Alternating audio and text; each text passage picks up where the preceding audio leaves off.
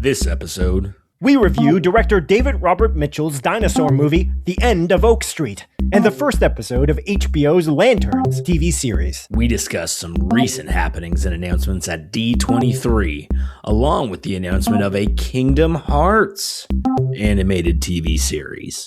And Adrian finally recommends Simon something for the first time since a while ago before today. Simon has already recommended many of thing to Adrian as soon as Adrian finished the previous thing.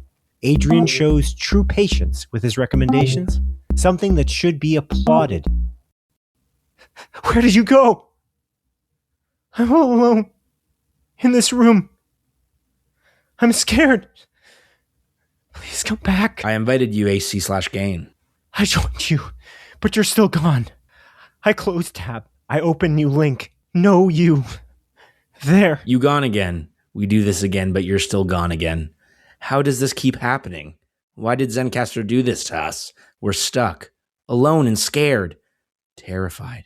With new episodes airing every 2 weeks on Tuesdays, this is Split Focus, a film and TV podcast. I'm Simon Eady. And I'm Adrian Pinter. Welcome to episode 143.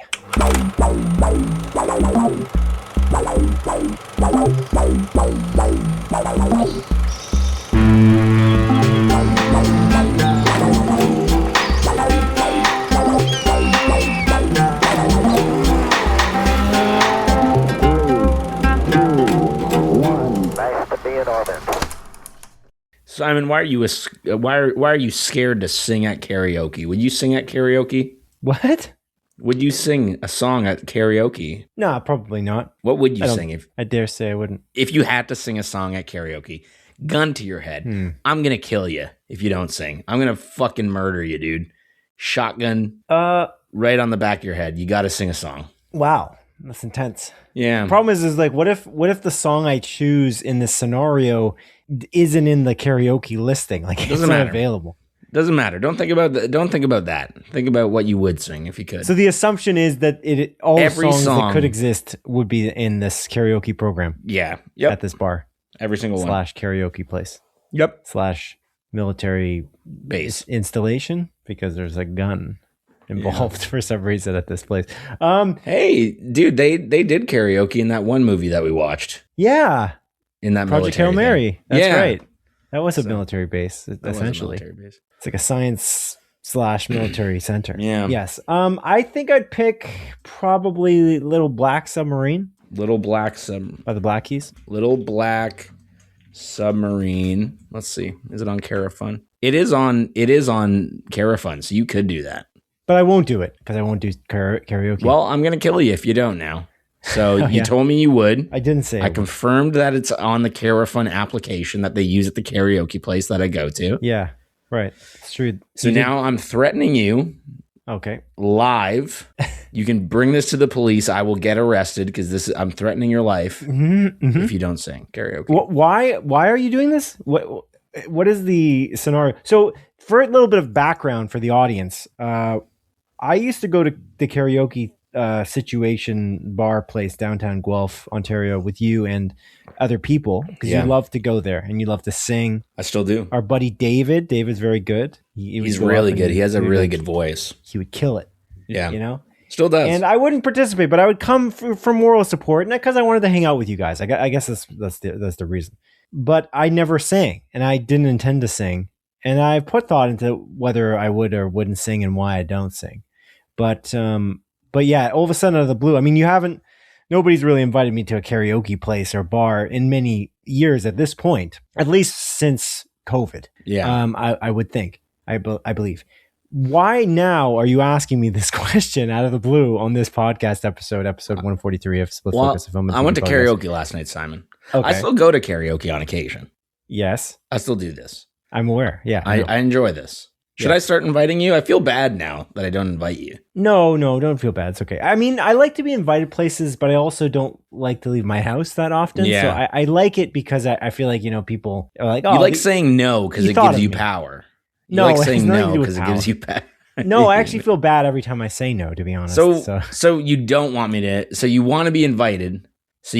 But you're gonna say no, and then you're gonna feel bad about saying no. Where's the logic in this? The karaoke thing, maybe not. I don't necessarily want to be invited anymore. Okay. Wow. But I would say that I don't want to say no. It makes me feel bad, but it is nice to have the option. You would like to be thought of. Is all I'm trying to say. You know what I'm saying? I think about you're you a very all the time. social being. You're a social butterfly.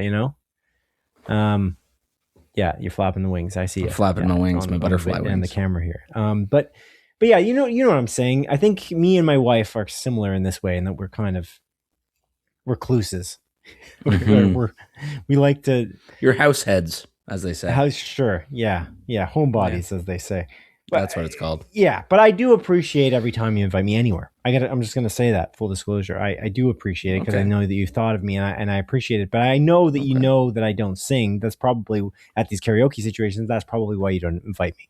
Is that correct? I'm assuming that's why you're not inviting me. Unless somebody, maybe there's a group of people and some of the people you're inviting don't like me. Maybe that's the reason. I'm not gonna confirm or deny that. Right. You know, exactly. The bouncer, he hates you. Right. Of course. Yeah. Yes. Yeah. Me and the bouncer, actually, we got a kinship. Oh, good. I go there. A kinship. This dude, 21 years old, he's fucking jacked as shit, dude. And we go to the same gym as well. Okay. So going there frequently enough, now it's like, oh, hey man, how's it going? Handshakes galore. We got a good kinship. Mm-hmm. Yesterday we went to karaoke. Yes. Because my friend, his younger brother is moving to Hungary. Yeah.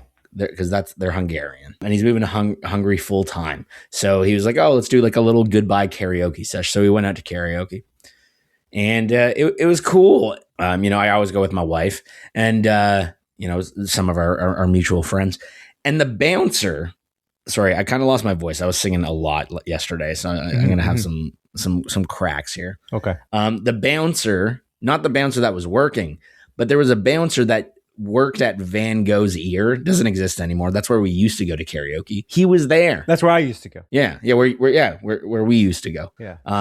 And he was there, and he like recognized it. I go, hey man, how's it going? It's been like 8 years since I've seen you. Like, what's new? Yada yada. So I caught up with him a little bit. It was cool, man. Again, it's like I'm a regular at these karaoke establishments in Guelph, Ontario, downtown. Yeah, you do like your karaoke. It's fun, man. I can't really sing very well. I mean, most people. It's not about if you can sing well. It's about if you bring the energy. You know, what's the point? It's fun.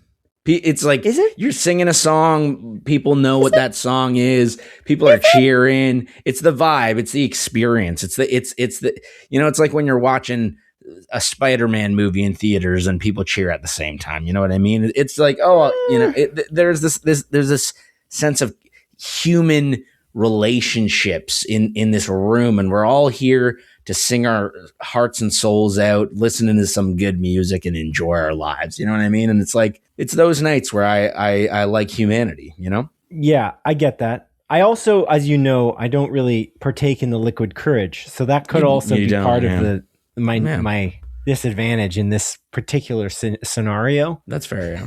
If that makes any sense. I mean, some people there are sober. Like my friend who I went, his wife's pregnant. She's popping out a baby in like 2 months. She was there. 2 months? Yeah. Wow. She didn't sing, but she was there. Gotcha. Yeah. So she didn't sing? She did not, no. Yeah, well, I showed up many times. Yeah. And you were also pregnant, 2 months pregnant. Every single time you showed up. I didn't sing. Yeah. But yeah, okay. I always kind of pictured it as something you would do to try to prove it to yourself that you can do it. No. And that's why, like, for me, because I don't drink in these scenarios, there's no, it feels like the fun isn't there for me.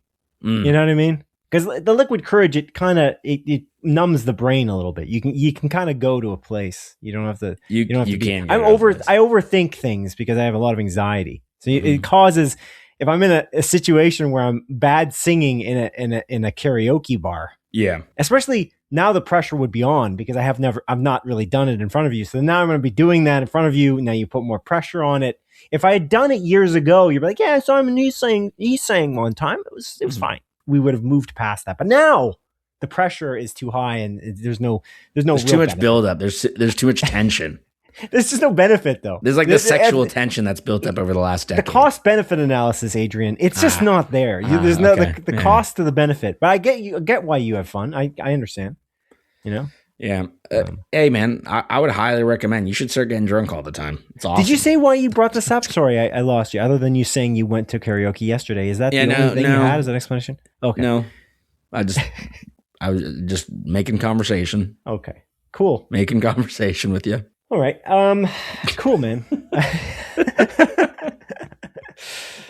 Speaking of conversation, the game that's been in everyone's conversation is Grand Theft Auto 6, Adrian. Yeah. And I just want to point out that this is a crazy situation with this game, and it's completely related to our podcast in one specific way. And the Grand Theft Auto 6 trailer will be on streaming service Netflix on August 27th. I just wanted to ask you what you think of that, because I think that's kind of crazy. Netflix theoretically paid for access to the Grand Theft Auto 6 deep dive look into the game. It's like 6 hour exclusivity or something like that. Only for 6 hours, which arguably will be meaningless because it's the internet and it will just end up on the internet elsewhere. Yeah. So that's why 6 hours, I think that makes sense. There's been a lot of people who are upset about this, and I don't think that makes any sense personally. I think that's pretty stupid. Fans of the game, they're like, oh, why would they do this? I don't know. It's an excuse to be upset, you know? Like, I think people like being outraged. We live in a time where people love to be upset about things. Yeah. And I think that it's just another thing to be upset about. I think most rational people that just, are chilling, they're like, okay, whatever, I got to wait 6 hours. Or I can go on Twitter and watch it immediately because it will be leaked there. You know what I mean? Yeah, it's like, exactly. Who cares? I just, get that money. Who cares anyway? It's a marketing beat. Yeah. They're not keeping the game from you. It's literally a marketing beat. That's like kind of, there's an element of like, you're complaining about this, but there are exclusive games out there. You know what I'm saying? So we're not complaining about that. I don't know. Are you okay? Yeah, I'm opening my window. It's a little warm in this room. Okay. But anyway, yeah. So I just thought I would bring that up because I just thought that was so bizarre that it's on Netflix as an exclusive. Do you have Netflix right now? I don't. And I'm not gonna watch it on there. I'm just gonna wait for it to be on YouTube 6 hours later. So it's 3 p.m. It'll be on Netflix for 6 Eastern hours, time, and right? then Eastern time, and then 9 p.m. Eastern time is when I will watch it. That's just okay because I'll be working. So yeah, I'll probably watch it on Netflix unless I forget about it. In which case, I won't watch it on Netflix. Right. Okay. You know? Yeah, that's fair. That's probably what I'll do. But yeah, it's exciting. I'm very excited for this game. I think a lot of people are. But on top of that, I just want to say I feel like this isn't working out for Netflix anymore. I don't know. There's the leaker dude, and he's leaking things. Correct. It's being leaked. Yeah. Which is crazy because again, everyone's talking about this in that space at the very least, the gaming space, because it's such a huge game. It will be the biggest entertainment property probably of all time when it comes out on November 19th of this year. So it's very, very interesting. I'm just so curious. Like, does Netflix have some kind of? Do you think they'll try to wiggle in some kind of streaming deal into this? Like later on, it'll be like a streaming exclusive or something like that. I don't know about streaming exclusive because I think it's going to be streamable on PlayStation at launch, like with a PS Plus premium subscription. Oh, right. Yeah, there's no way. You're right. Not exclusive for sure. Yeah, my assumption is maybe down the line, and I don't think this is going to be anytime soon. Is it'll be available on Netflix to stream like the game. Like because they did that with the original Grand Theft Auto games, not original Grand Theft Auto 3, Vice City, San Andreas. They had that on the Netflix app for a while there. 5 isn't even on there, is it? No. So, but is 5 available? No, yes. It is. Yeah, it is. It's available in many places. It's available in places as well. Yeah, you're right. So it's a weird one. This is a strange time. For sure. But people complaining about this, man, I can't this is one of those things I just can't, like who cares? The Netflix exclusivity is so stupid. I don't give a shit, dude. This is it's a negative time everywhere. Yeah. Everyone people like being upset, man. I'm not really excited for this game. I'm curious about this game. Dude. This is like one of those games where I'm like, I love Red Dead Redemption 2. I really love the first Red Dead Redemption, but I've never loved a Grand Theft Auto game. Like I played them when I was younger. but I never played like the stories. It was always like, oh, cool, like kill this prostitute, drive around, go to the strip club, all that stuff that kids do. Follow the traffic laws, things like that. Use the cheat codes, and then like when it came to Grand Theft Auto 4, I didn't really play that much. And then Grand Theft Auto 5, I feel like I played a little bit of it, played some online. But again, I never got invested in the story. So I'm like, is this going to be the Grand Theft Auto where I get invested in the story? Where I'm like, I'm in. I like it. I don't know. I don't know for sure. I hope so. I'm going to get it. I'm buying it day one. I'll play it day one because it's like, it's water cooler talk, but I'm not excited about it, I'm curious. Okay. Yeah. Interesting.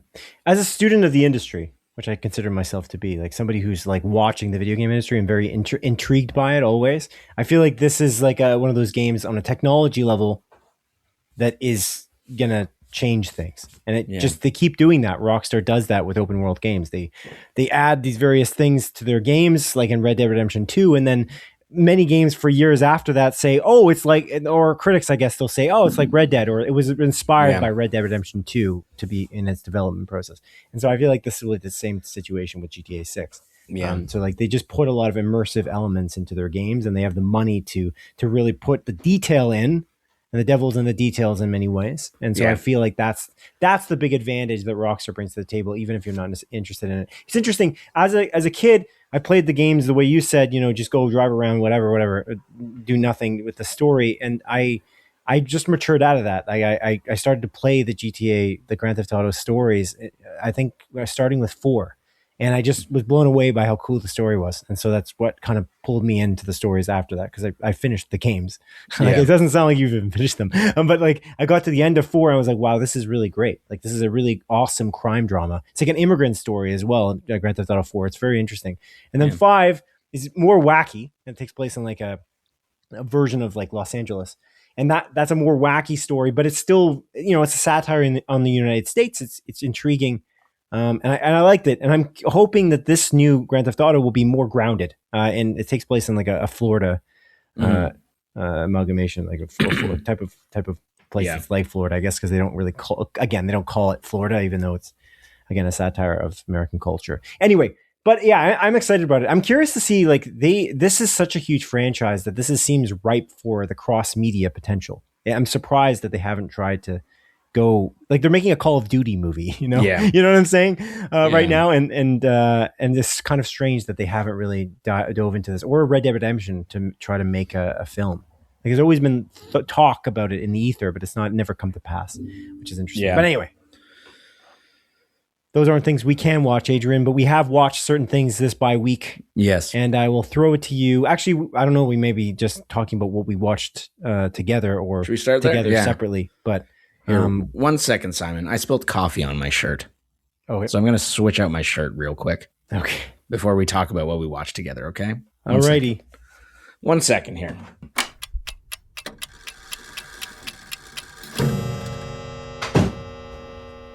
Okay, Simon, I'm back. I apologize about that. I'm a little bit of a coffee spiller here.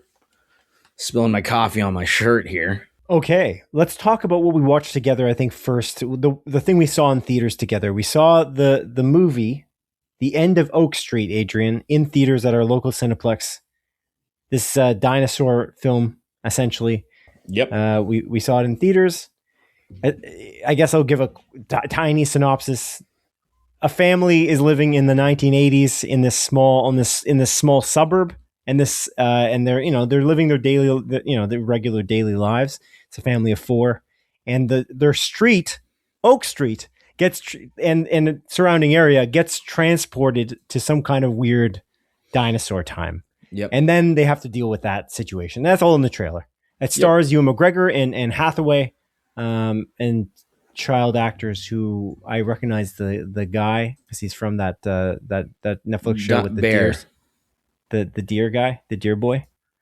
Oh, he is the deer boy. Yeah, that's what I'm probably seen him the most in, because it's such a long Sweet Tooth. The main character. Sweet Tooth. Thank you. Yeah, that first season of Sweet Tooth was really good, and I did not like season 2. Okay, fair enough. And I never watched season 1. So, but yeah, that's the movie in a nutshell. And it's a pretty wacky adventure in many ways. I really liked it. What did you think? Yeah, I really liked it as well. I think it's very absurd in a lot of ways and quite comedic. However, it does take itself very seriously. So it's not like a wink and a nod at the camera every time something funny happens. It's like everything is taken seriously. It's super intense. But again, there are some genuinely hilarious moments throughout this movie. So, and I've talked about this with you many a times where I feel like if there are dinosaurs in a movie, my bar, it's real. All I want is dinosaurs killing people. That's really all I want. I don't need anything too great. I just want to see some fun action with dinosaurs, and I'm going to probably have a good time. That's why I like most Jurassic Park movies. However, I do appreciate a really good story, and that's why Jurassic Park, the original Jurassic Park, is probably my favorite Jurassic Park movie and one of my favorite movies of all time. You know what I mean? And this movie, I feel like it kind of straddles the line because of how absurd it is. But it's also just like very fun because of all like the, dinosaur murder that's happening that I just found this movie to be a really just pleasant and fun time. I really liked it as well. I think the story is very wacky in a lot of ways. Where it kind of ends up is fucking nuts in a lot of ways. Again, I got to be very vague about it, but I just find that there are some revelations in this movie, and when you take a second to think about it, you're kind of like, that's kind of messed up in some ways. But I think from start to finish, it is enjoyable. You mentioned this. You thought it kind of started off a little slow, right? I did. Yeah, I found it was a little bit slow to start. It was kind of like the first 25%. I was like, if this is going to continue like this, I'm not sure I'm going to like it. But I kind of, in the end, I kind of understand where they're coming from. They established it in this, like, it kind of like it's a sleepy suburb, and they tried to make it like it's David Robert Mitchell, right? The name of the director. Yes. Yeah. Yes. He established the characters in this like to make them look as ordinary as possible, and then when wacky and twisty things happen later on, like you have a baseline. It's like a constant. You understand where they're coming from, so that you can kind of move it along after. I think one of the cool things that he does as well is he sets up this town in these like tiny storylines, and he completes the storylines throughout, which I thought was really interesting. Like in terms of the writing, you mentioned when we left the theater, like the dialogue is very campy. It's like it's kind of a little bit too hokey in many ways. It's like almost unnatural. And I kind of agree with that, but it almost works. And there's it kind of works within itself. Like it's designed fairly well that way. It's so neat because it's like a mashup of styles, like almost genres of films as well. Like it's kind of, it seems like it's inspired by Jurassic Park in the way that it's made, and it's like almost like an Amblin film, like it's inspired by Spielberg's movies, like E.T. or you know what I mean, like this idea of this small sleepy suburb. It's like an Amblin film, but it's also kind of like an M. Night Shyamalan movie, and the way that it's shot in intriguing, like an interesting shots, like the way the cinematography goes. There's a lot of, Adrian, I don't know if you realize this, but a lot of split focuses in Whoa, that's the name of our podcast. Yeah. You gotta be like Leonardo DiCaprio in Once Upon a Time in Hollywood now and point at the screen. There you go. But yeah, so I thought that was really interesting. Like that was that one moment that's like a lot of split focus. It's like the whole family is sitting in a circle and they're talking to each other in their house, and they just do split focus after split focus after split focus, which I thought was really neat. But there is a lot of interesting cinematography and the way that it seems very inspired by certain movies, but then it kind of puts the genre on its head a little bit. Like it does these things where you're kind of, there's a lot of shock value in comedy in the action, which I think is really, really cool. But it's, the unexpected happens a lot more than I anticipated than when I was, starting out the movie for the first 25%. I thought for maybe 33%, I was like, I don't think this movie's going to surprise me. I don't know if I'm going to like it by the end. And then I really liked it by the end. I was like, kind of shocked by how much I enjoyed it. And it was a really fun time. it is really cool. It's like they're not really pulling any punches throughout this. Like, this is an R-rated movie, right? Am I crazy? PG-13, dude. That's what's so interesting too. Let me pull this up actually, because I'm seeing here on IMDb it says PG, which I don't think it is. It's definitely not PG-13. Sorry, PG. Sorry. They just straddle the line, dude, completely for this movie. Like, I feel like they straddle the line, like where Jurassic Park straddles the line a little bit too, right? It's the same kind of inspiration. Is like they realized they might have cut something out that might have just crossed the line, or maybe took a few things out that crossed it, just to make sure that they could do it. And there was like, they do use the classic F-bomb situation too, because you can only do one in a PG-13. That's why I know it's not PG, because I'm pretty sure you can't do that at all in PG. I'm pretty sure. Yeah, you're right. You're definitely right about that. Yeah, it's a single F-bomb in a PG-13 movie. But I'm kind of shocked about it, because it is very violent. Like, this movie, like, there are some like very gruesome deaths that where I'm kind of like, away. They're able to cut away, and then when the rating came in, the PG-13 is what it says. Yeah, that's kind of crazy. Yeah, like, they pulled it off. It's like, it reminds me of like Predator Badlands. It's like some crazy shit happens in that, but that, because what's his name? Trachtenberg? Is it Dan Trachtenberg. Yeah, since technically it's not like human beings being fucked up. He lives in the rules. Term. Yeah, that's what the rules say. It has to be humans. So if it's not humans, he can destroy these robot beings as much as he wants, and it's okay. Somehow that's acceptable. Yeah. But he realized that, and he skirted the rules. Like, I feel like they did here. And it's great for shock value. It's just fantastic. Because there's moments where I'm like, what? There's lots of moments in this movie where I was shocked by. There's also these really great monster moments as well. I think some of the CG is not as good as others. There's one particular shot where I was like thrown off by how bad it was. And then there's a lot of it which is really good. Like, I think there's a lot of monster moments that are like really creative as well. There's just one section that I very memorable in the house at one point, where it's like this, like, exactly what I'm talking about. Like, it's big, later in the movie, long creature thing, big boy. And so, like, I was like, that's amazing. This is just that whole sequence is just so well thought out, and it's so interesting. And they do a really good job building like tension all throughout this movie. Like, it is a very tense movie, like where it feels like things can pop off at any time, and it's funny because it reminds me of It Follows in a lot of way, where like It Follows, which is a movie that he's done in the past.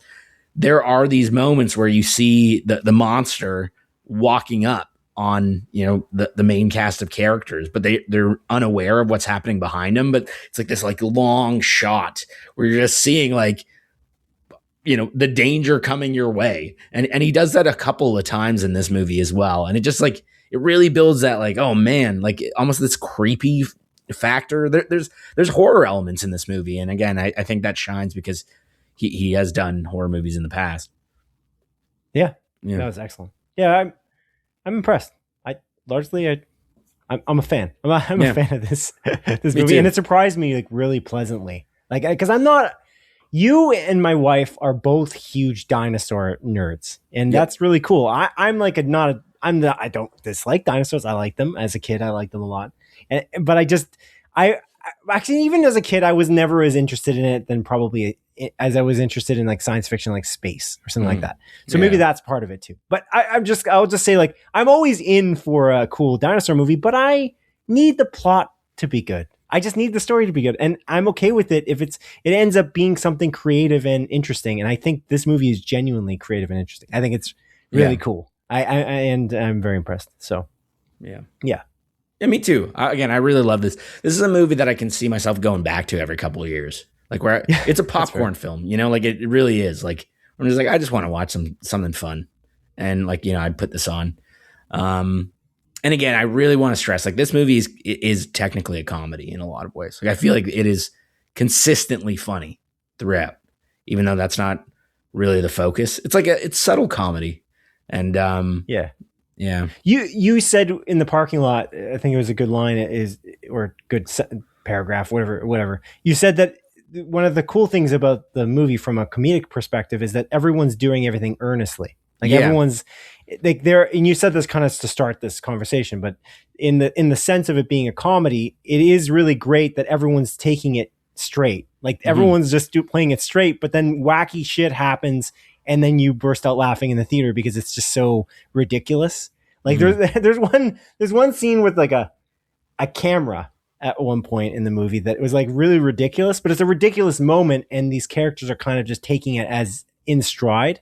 They kind of, what I think David Robert Mitchell does really well as he puts these characters in really interesting situations within the interesting concept. Like he doesn't take the skeleton like a streak gets transported to dinosaur a time and just like leave it there and just make dinosaurs kill people. He is actually experimenting it with it in different ways that are really interesting. And I think that's the beauty of it, is he is creative with the concept, because the concept is on its own is kind of not that original, but if you can take all the scenarios within the concept and really dive into them, that's where it can work really well. And that's what I think he did really well. And that's kind of why I'm a fan of it. Because I think he didn't rest on his laurels at all. He's just like, well, what if this happened within this concept? Well, what if this happened with it? And then he just keeps doing that over and over again, and it becomes just incredibly entertaining. It's just somebody who's passionate about making what he's making, and you can tell. And I think that's great.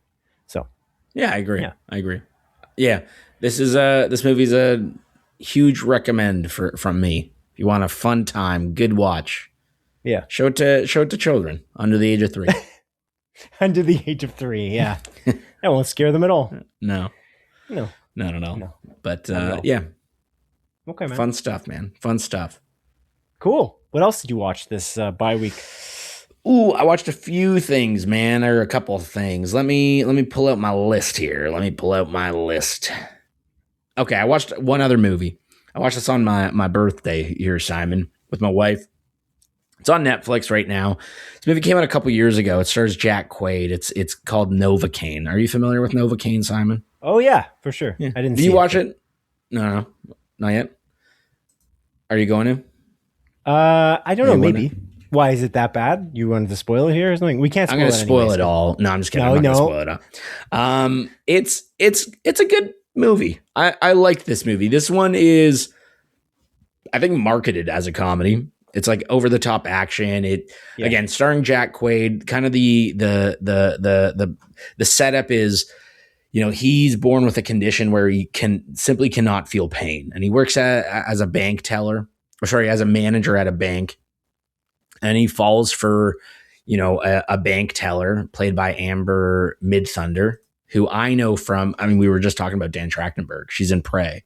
She's the main character in Prey, and she, during this like bank robbery, she gets kidnapped, and it's like him being like, I'm gonna save this girl I have a crush on. And that's really like the start of the movie. And then from there, it just kind of plays out, since he can't feel pain, it's like, how far is he willing to go? Like, what is he going to do to, get this woman back? That he, has fallen in love with. And that's really all you need to know about the movie, and it just kind of plays out from there. I think from a story perspective, there's not many surprises. It gets from point A to point B, and it's fine. The thing that I do like about this movie is that it is very like action heavy, and the action scenes are cool. Like they're really well done. It's not like like half-assed. It's some really good choreography, some cool things that you can do, since the main character, like, again, can't feel pain. There's a scene, I think it was shown in the trailer, where like a gun is in a deep fryer. So he like puts his hand in the deep fryer to grab the gun so he can shoot the guy trying to kill him, sort of thing. So like it's really, they experiment a lot with that sort of, I guess, main story point with that main character. This movie is also just very wacky and zany in a lot of ways. Like it is very campy. I think tonally, like it's consistently like kind of funny. I just wasn't expecting it to get so like we were just talking about how like the end of Oak Street is like, it's funny, but everyone's playing it straight. This movie is very much like, I'm winking and nodding. Like, here's a funny line, a sort of thing. So very different style of comedy, but it is good. Jacob Batalon is in this movie as well. I think that's how you pronounce his last name. He's probably best known as Ned in the new Spider-Man movies. He's in it. It is kind of funny because like for most of the movie, you just kind of hear his voice.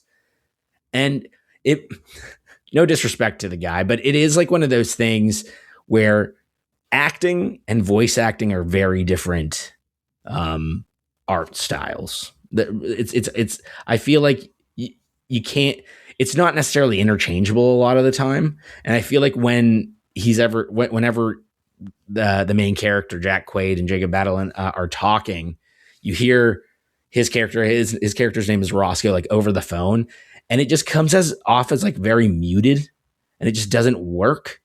But when he actually shows up in the movie, you see him emote, and then it kind of matches, like the way he's delivering his lines. So that is one, I guess, criticism I have with the movie.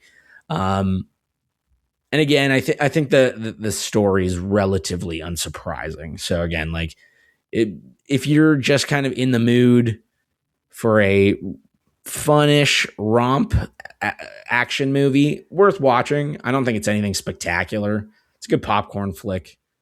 It's a good way to, spend an hour and 50 minutes or however long that movie is. Okay.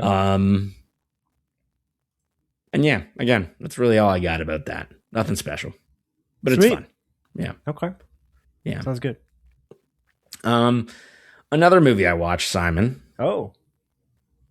I've already seen this movie many a times before, but they brought Your Name back to the movie theaters for its 10th anniversary. My name? Yeah, your name, Simon. They brought Simon back to the movie theater, dude. Classic. Wow. Good joke, dude. That never gets old. I love that sort of stuff. Wow. So high quality. Yeah. Wow. But yeah, they brought Your Name back to the theater for its 10th anniversary. This movie is very special to me. I love it. It's one of my favorite movies of all time. I have 2 tattoos on my body, Simon. Yes. One is a Persona 5 related tattoo. It's the Phantom Thieves logo. That was my second tattoo. Right. My first tattoo ever is a Your Name inspired tattoo, actually, both on my shoulders. That's so nice of you, man. Simon Edie, right on your Simon Edie, right on my shoulder. Ah, he's doing it again. That's a good one. Yeah, sure. Keep it up. Every time I'm gonna bring it up, please do it. Right.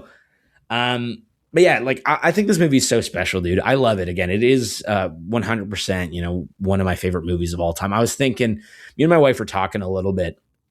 You know how they always do those like letterbox top 4 movies with, like famous people on like on the carpet or whatever. I'm like, this would be one of those 4 movies on my letterboxed top 4 thing when they interview famous people.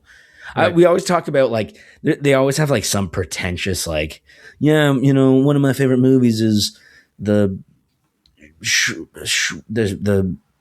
Pasta of Italia. It's a 1939 Italian foreign film, and it's like it's always that like bullshit. Yeah, sure. Where it's just so pretentious. Yeah, it's like frustrating. And we were kind of talking a little bit like, what would our top 4 movies be? And I was like, this is probably, one of them. Jurassic Park being another. Fargo probably being another. But I'm like, is that a pretentious choice? Is Fargo pretentious? No, definitely not. Okay, good. I'm glad. It's not Pasta of Italia. Yeah, it's not Pasta di Italia. Yeah. Marinara Bocconcini. Yeah. The 1939 Italian black and white movie. Yeah, exactly. It's Italian, but it's also a silent film. Oh. Yeah, good stuff. But anyways, Your Name is it's just a remarkable animated movie. It's directed by Makoto Shinkai. It's beautifully, like it's so beautiful, like this beautiful animation. Your Name is that pretentious movie. No, it's not. It's more pretentious than Fargo. How is Your Name more pretentious than Margot? It's an anime movie that came out 10 years ago. Not Margot. What the hell is Margot? I said Fargo. Okay? Sure. No, 100% I'm correct on that. 100%. Fargo's got an FX TV series, dude, that's like 5 seasons in. Mm-hmm. I don't know about that. I get what you're saying, but I feel like... You think Your Name's pretentious? No, I'm just saying it's more... Oh, okay. I should correct it. Maybe I did say that. It's definitely more pretentious, though, than Fargo. Okay, I don't think it is, because you're right. They just brought it back to theaters. So in that sense... Yeah, it's like a 4K remaster, and it's just this like beautiful movie about these, 2 young like high school kids. One is like a young man living in Tokyo, and the other is a young woman living in this small town in Japan. And one day they wake up and they're in the other person's body, but they don't know, why they're switching. And then as the movie plays out, they start leaving like kind of notes for one another until at a certain point. It's a Freaky Friday thing. A Freaky Friday thing. Yeah. But it's further away and they're leaving notes for each other. They can't figure out why they're happening or why it's happening. And then all of a sudden the guy stops switching into the woman's body and he wants to figure out why. And that's kind of where it plays out. And I just think this movie's beautiful, dude. Like start to finish, it's phenomenal. I watched it in English. I know that might be blasphemy for some people, but I think the English cast is ridiculously good. And it's so good, man. I just can't recommend this movie enough. I love it. I know there's a lot of like that whole like anime. I'm not going to watch animated movie, anime, whatever. But like, I think this is one of those movies that it it gets past the anime tropes. There are still some, like I'm not going to, sugarcoat it. There are some anime tropes, but the story and how beautiful this movie is just, it can't be done any other way, except I think they're trying to remake it in America live action. So maybe I guess it can't be done in some other way. We'll find out. He instantly contradicted himself. Yeah. But yeah, I truly love this movie. I love all of Makoto Shinkai's movies that I've watched. His last 3, which was Your Name, Weathering with You, and Suzume. And yeah, I can't wait to see what else he's going to come up with. I'm sure he's going to come up with another movie in the next couple years, and I'll be there day one because this movie is just so special and beautiful, and I love it. Yeah. Yeah. You've watched this movie, right? I remember I recommended this to you. With me. No, with you. At your house. At my house. I made you watch it. I made you sit down and watch it with me. Yeah. Good times. Someone else was there as well. And I think that was the time when we played that. Was it that Planet of the Apes game on the phone? Oh, yeah. You remember that? I do remember PlayStation that. was doing that for a while where you had they connected your phones to the PlayStation 4 and then you could play it was like a Planet of the Apes. Playlink. Yeah. That one? Was that part of the Playlink stuff? That was, yeah. Maybe it wasn't that game though, because we played the other one too. You remember the other Hidden Agenda? Hidden Agenda, yeah. That game was fun. Yeah. Is that Planet of the Apes game still on here? Planet of the Apes. We played through that game one time, and I remember it kind of ended very sudden. I feel like we made just a couple of bad choices, and then it ended very suddenly. And then we're like, we're going to get back to this, and then we just never did. Yeah. I don't even know what that game's name is called. I'm searching for it on the PlayStation Store. Planet of the Apes. It's Ape Time. That's what it was. Apes game. It didn't have Andy Serkis's character. It didn't have Caesar in it, right? Last Frontier. Yeah, it was it was happening around that same time. Yeah, it was for that franchise. 100%. They were capitalizing on the Little Caesars franchise. Little Caesars. They're capitalizing on Andy Serkis's. It's hot and ready. Caesar character. Because it was part of that, in between, I think the second one and the third one for that new Planet of the Apes trilogy. Right. I wonder if they delisted this game. Because I'm searching for it. It's not showing up. I don't know. I'm not sure. Interesting. Sure. Do you watch anything else, my friend? I'm rewatching Adult Season 1 because Season 2 is imminent. Wow, dude, that show's a lot of things. Yeah, I have been watching a lot of things. That show's so fucking funny, dude. It's one of my favorite new comedies in recent years. It's so absurd. It's fun. There's 9 episodes.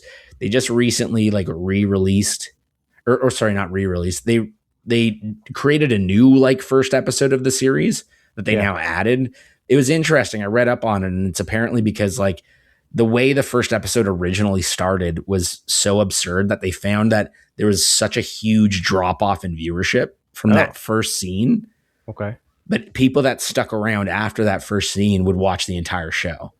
So they realized oh, okay, we probably shouldn't have, released the show and started it like this. Okay. So they made a new first episode that takes place before it, to try to, I guess, bring more viewers in.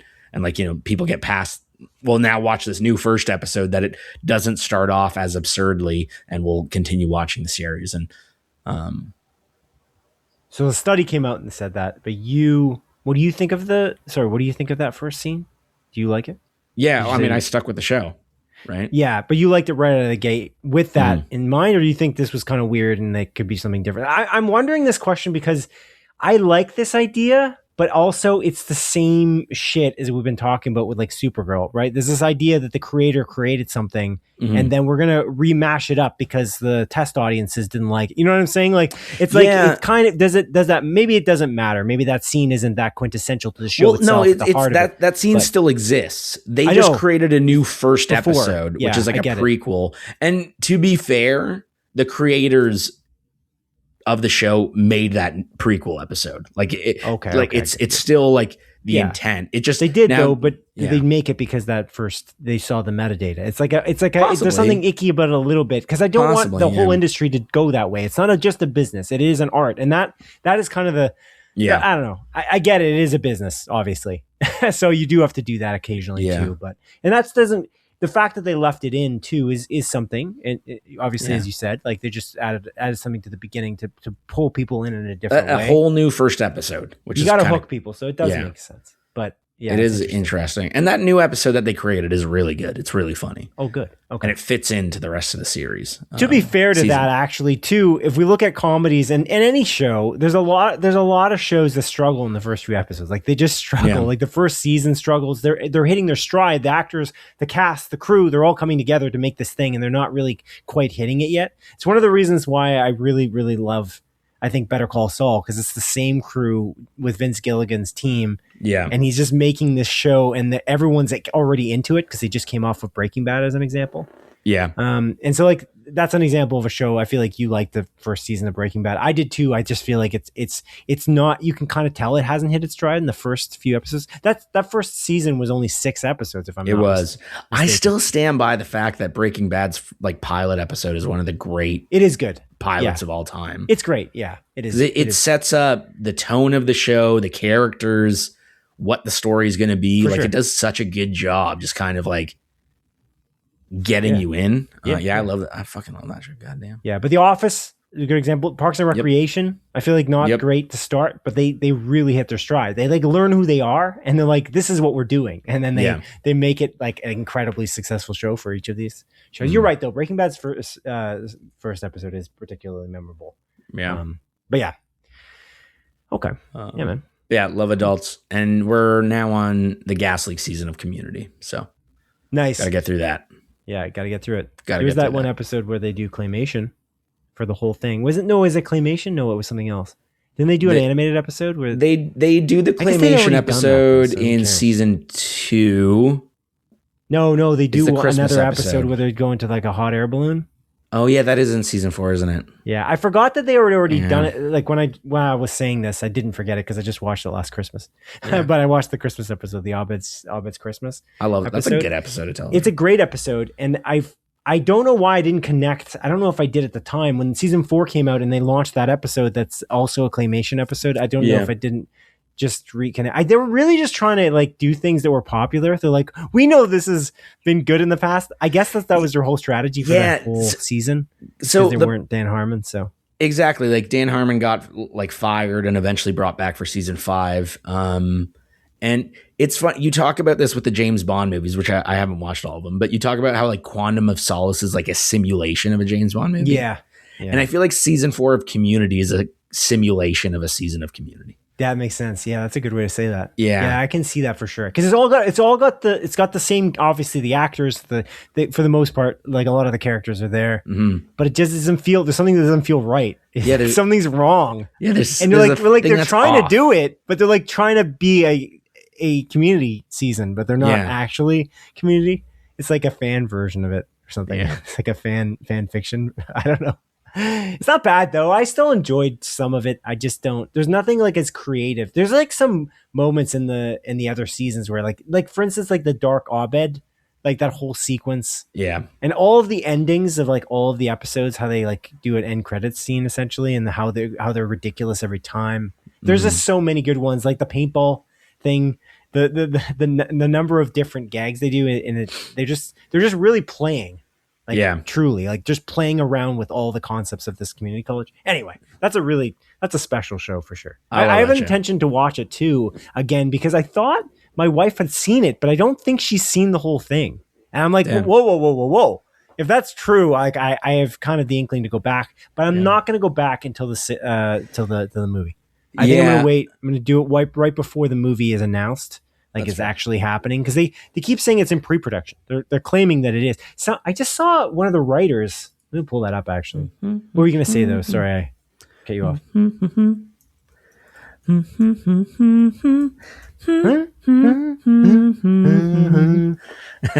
But on Netflix they removed the it's in season 2, I think, the Dungeons and Dragons episode.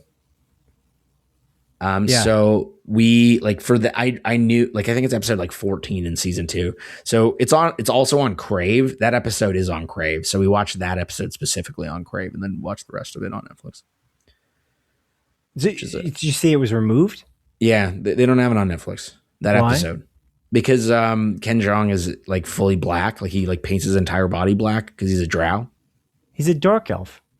Yeah. Is that I guess that's and they literally reference how it's like racist. Like, you know. I don't know, but yeah, they removed it on it. This was a controversy a few years back.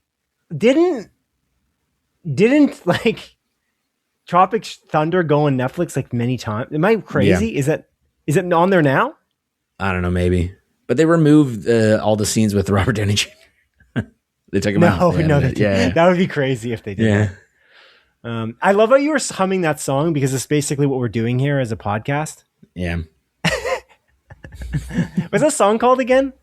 That jazz song? Oh man, I forgot what the name is. They talk about it. It's like the smooth sounds of delight or something. I can't remember. Daylight Community. While you look that up, I just want to say, so the writer actually that's Daybreak. apparently Sweet Sounds of Daybreak. Yeah, that's right. The writer of this Community movie coming out, the Community of the movie, apparently, obviously Dan Harmon's writing it.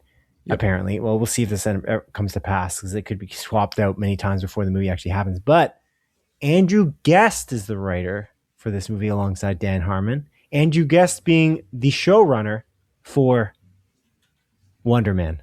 Just saying. Okay. I'll watch fucking Wonder Man, Simon. Jesus Christ, okay? You know what's interesting, though? I was thinking about this recently, and I recommended it to you. I have this rule about recommending one thing, and this is the one thing I recommended you. It's not very many episodes since the comedy, so it's short. But regardless of that, I felt bad about it for the simple fact that obviously it was canceled.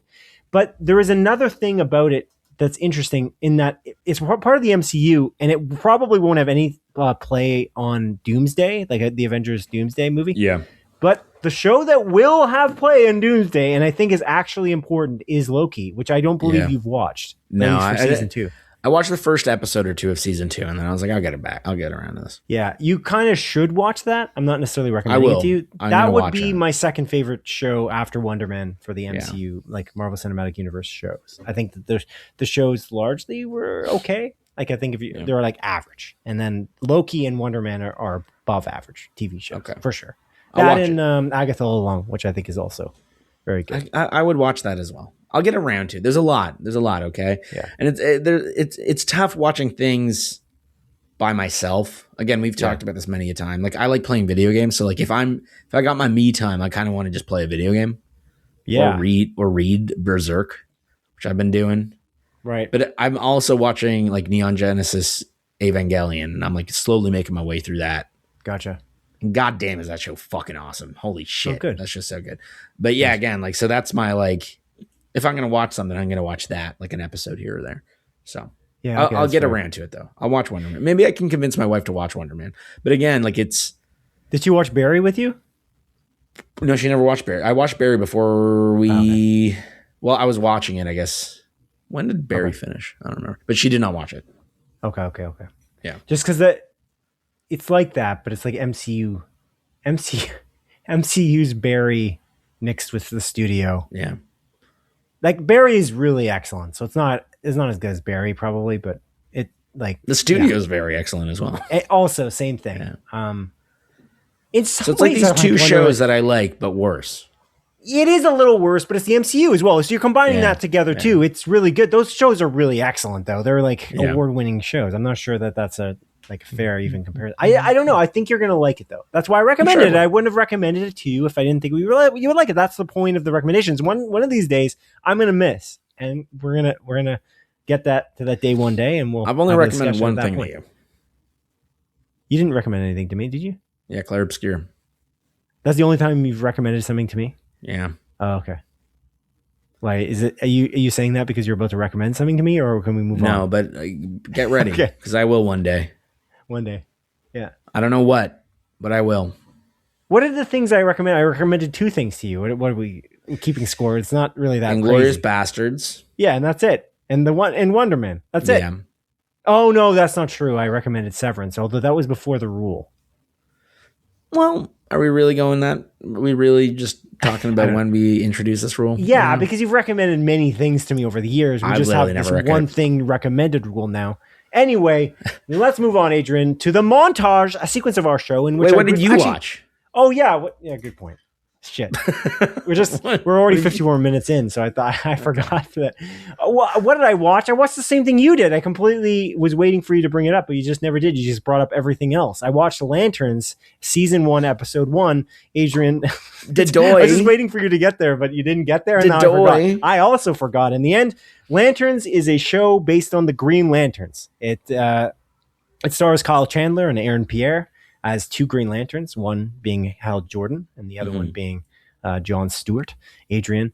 And they are in this True Detective style mystery HBO show that's launching every Sunday on HBO, obviously.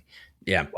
I did watch the first episode. I was going to maybe hold off. I was kind of like, should I do this? I don't like week to week. And even I might actually not watch Sunday's episode and hold off. The reason I watched the last Sunday's episode, is because I wanted to see how the viewership was, because I wanted to vote with my wallet, so to speak. I wanted to make sure that it was, because I just a big fan of the creators of this. I don't care about Green Lanterns at all. But no. Chris Mundy from Ozark, Damon Lindelof from Watchmen and Lost and The Leftovers, and Tom King of the Green Lantern comics is just a great combination of creators making this show. And so I was so into it from that angle.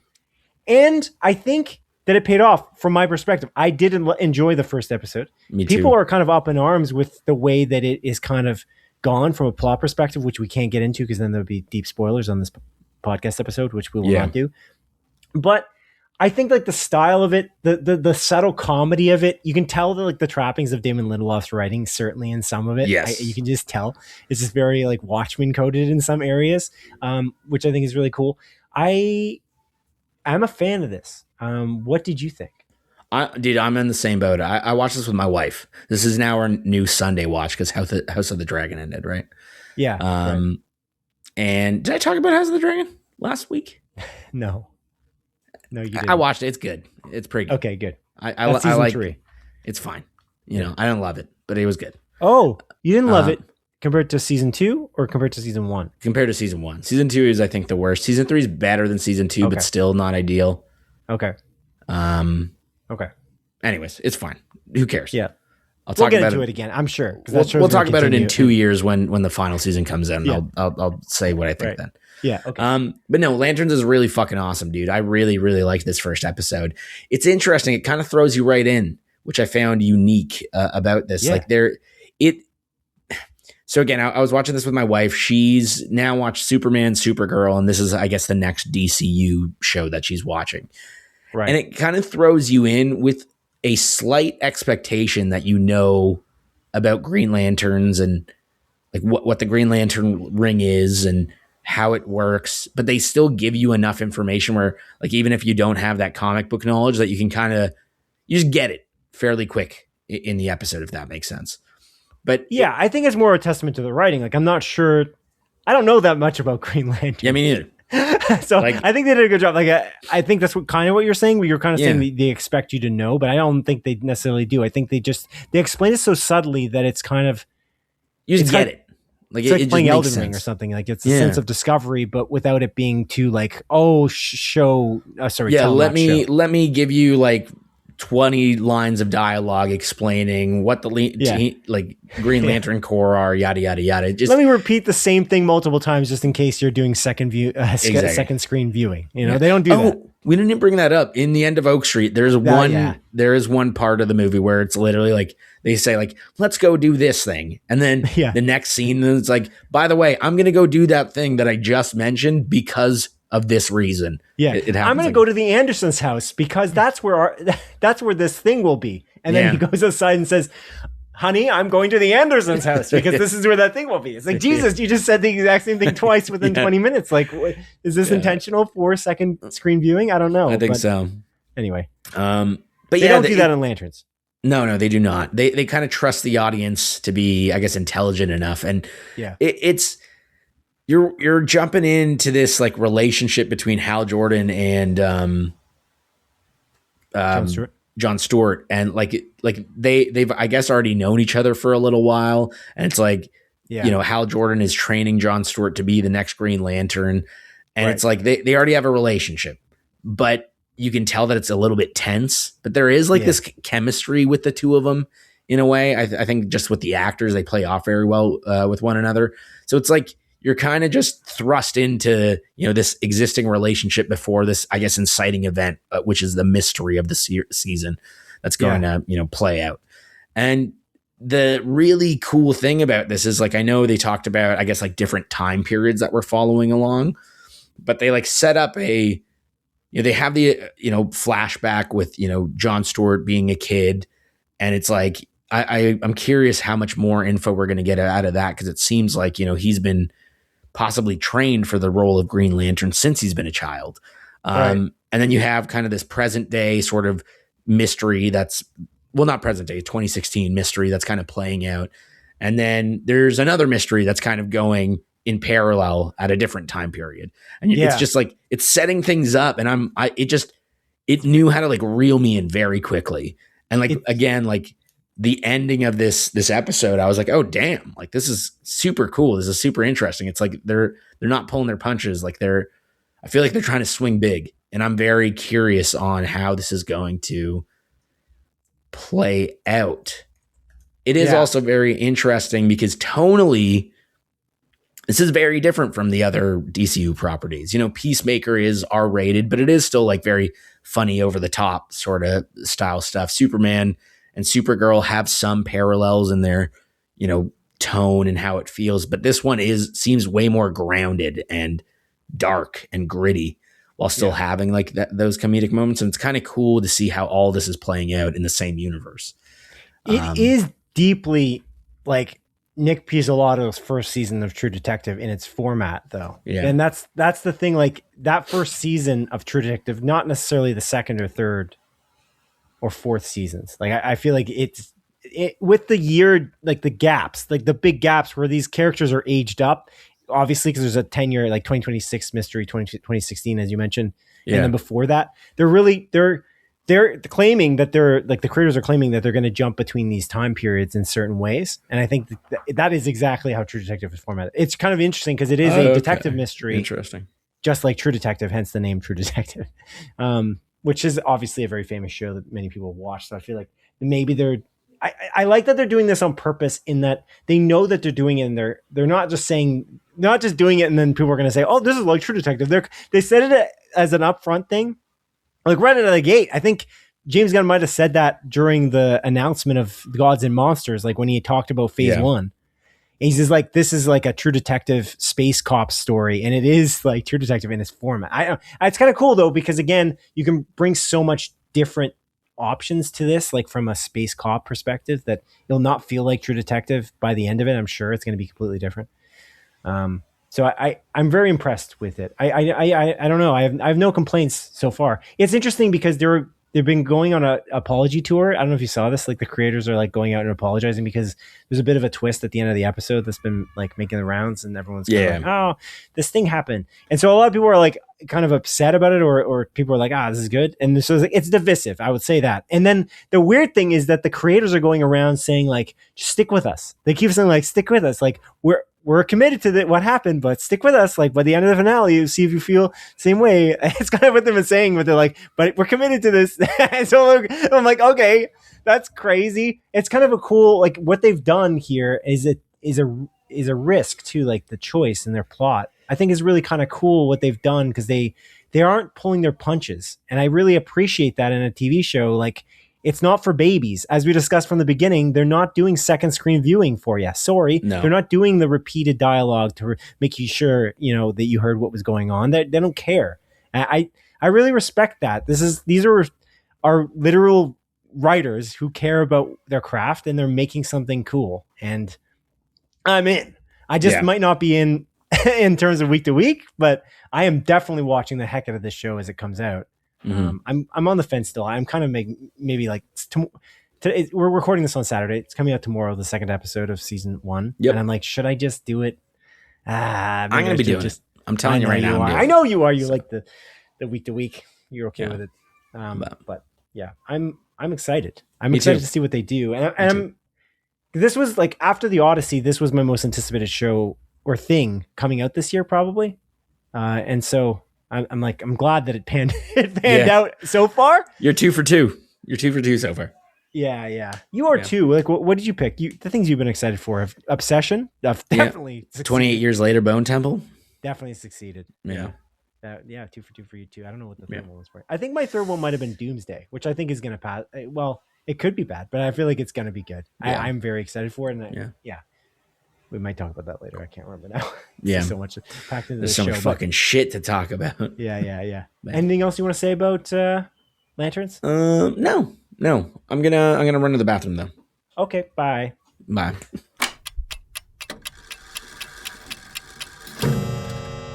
Adrian, it's now time to move on to the montage, a sequence of our show in which I briefly present at least 7 of the bye week's film and TV news stories as Adrian delivers a brisk verdict.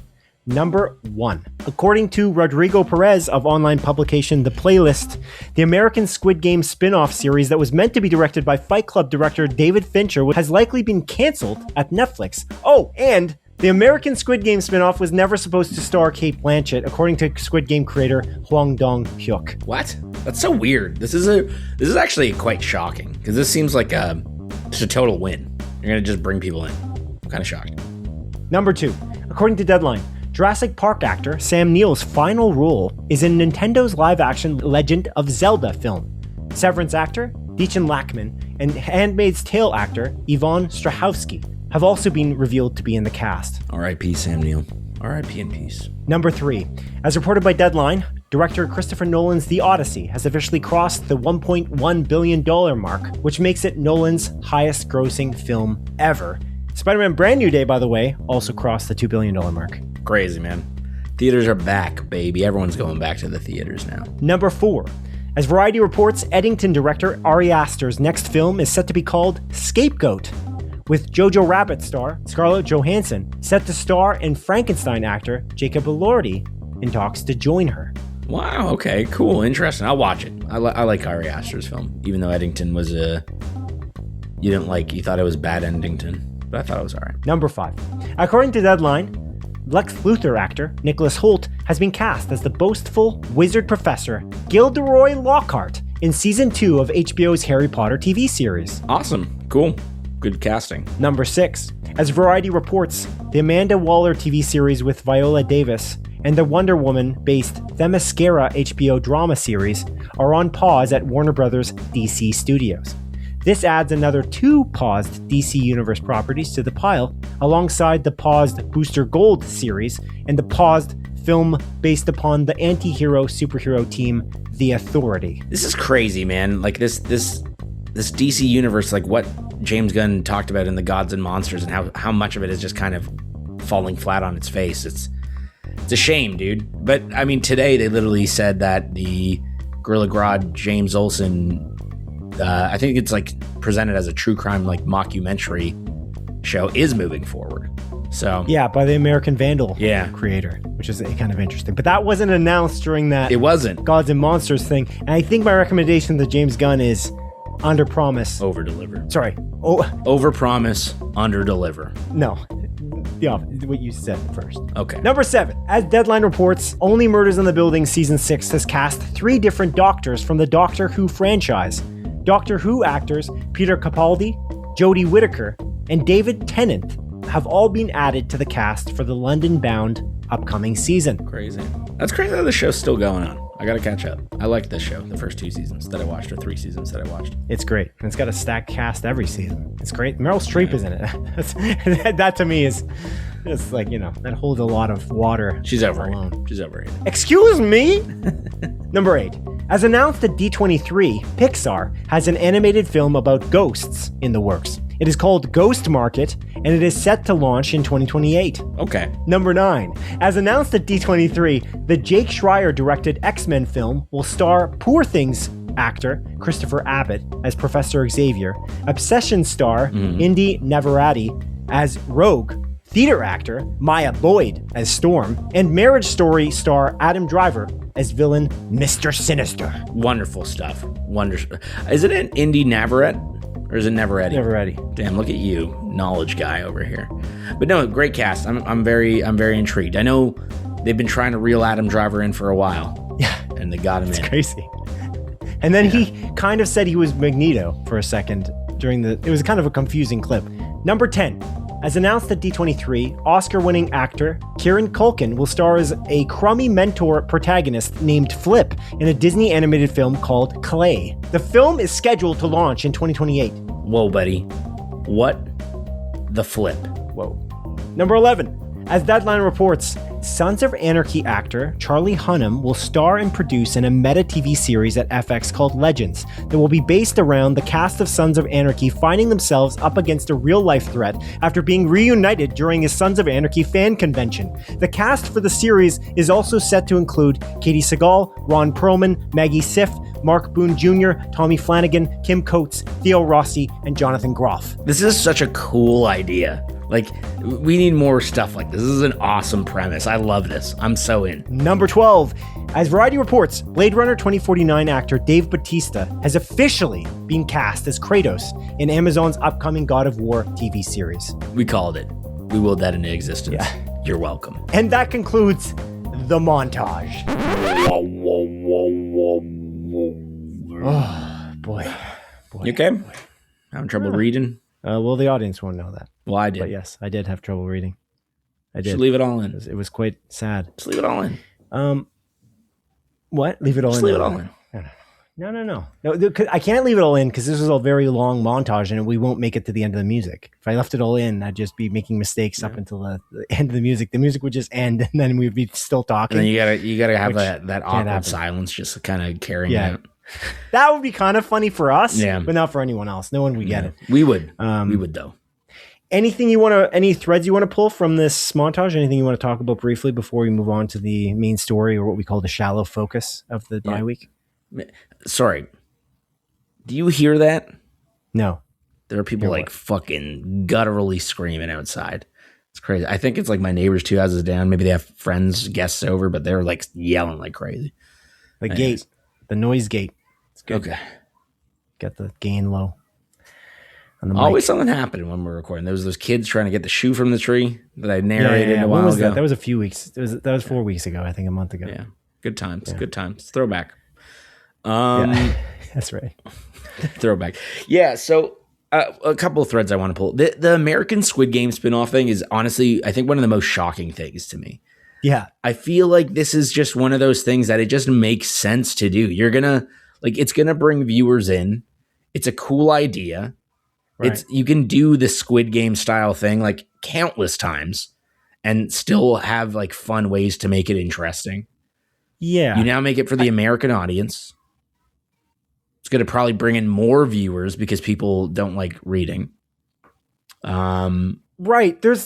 You would think that the American audience was already huge because everyone a lot of people I know watched it here, and they had Halloween costumes at Party City. The Squid Game. I don't know. It seems like an easy win. I agree. Maybe there's some kind of thing where Hwang Dong-hyuk wanted to do it. Maybe he wants to do the American version, and he made it end or something. Because so I don't want to spoil anything, but there's this thing about Cate Blanchett being that was never a thing. That was never a thing in David Fincher's version. That apparently. So was he setting up his own American version? And then Netflix is like, well, we have David Fincher, who's been working with us for many years now on Mindhunter and, Sniper guy. The Killer, and Mank. Like he's been consistently making stuff. Oh, and the upcoming Quentin Tarantino written The Adventures of Cliff Booth, which is coming to Netflix. So like I think they're like, well, why don't we just get this guy to do it? I think he could be interested. Or maybe he even said, oh, I'm kind of interested in that. And then they were like, yeah, 100%. It's David Fincher.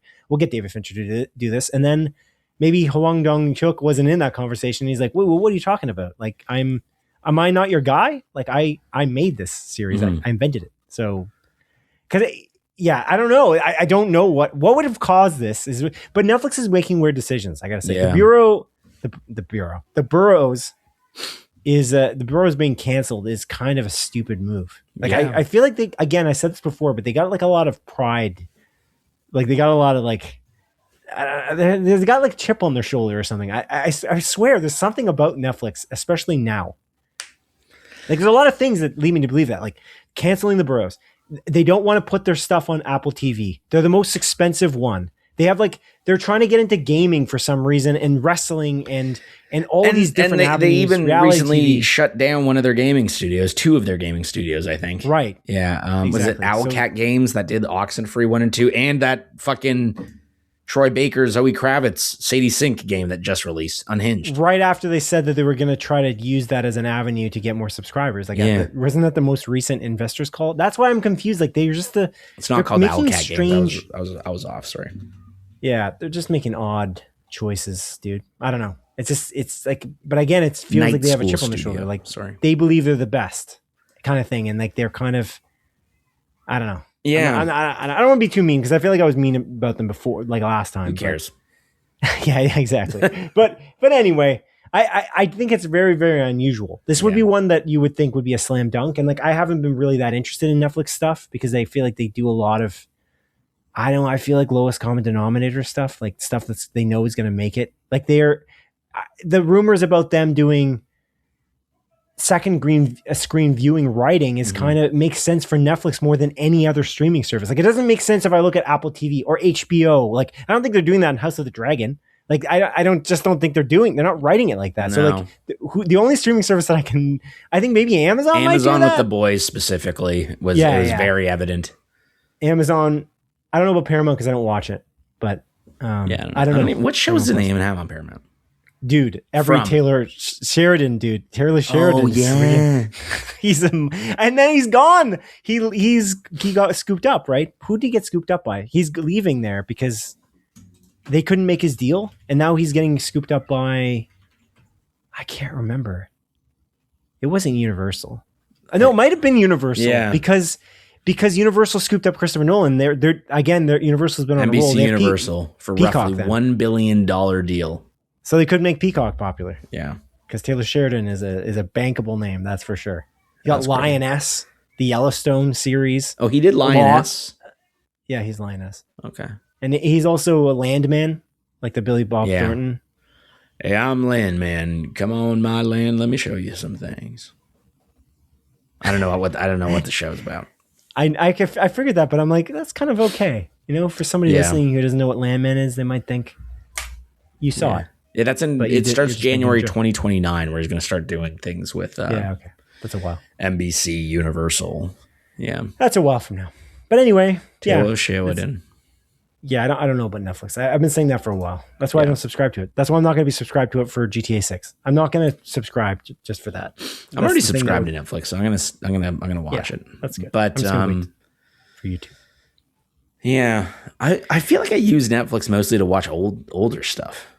Like, there's maybe the odd new thing, but I can't really think. What was it? I can't keep track of what's on Netflix for the older stuff because I use the Apple TV app to check. That's their own fault. I will reiterate that up to, so many times because it doesn't make any sense. And again, that's a pretentiousness. Like, we don't need you. It's like, you do need them because I don't know how to find whether it's on your streaming service. Like, if I'm looking for something like a movie, I'm going to type it into Apple TV first, and it's going to tell me that it's on Disney Plus, or it's on Crave, or it's on somewhere else.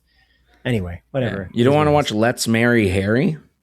No, the new reality TV series about.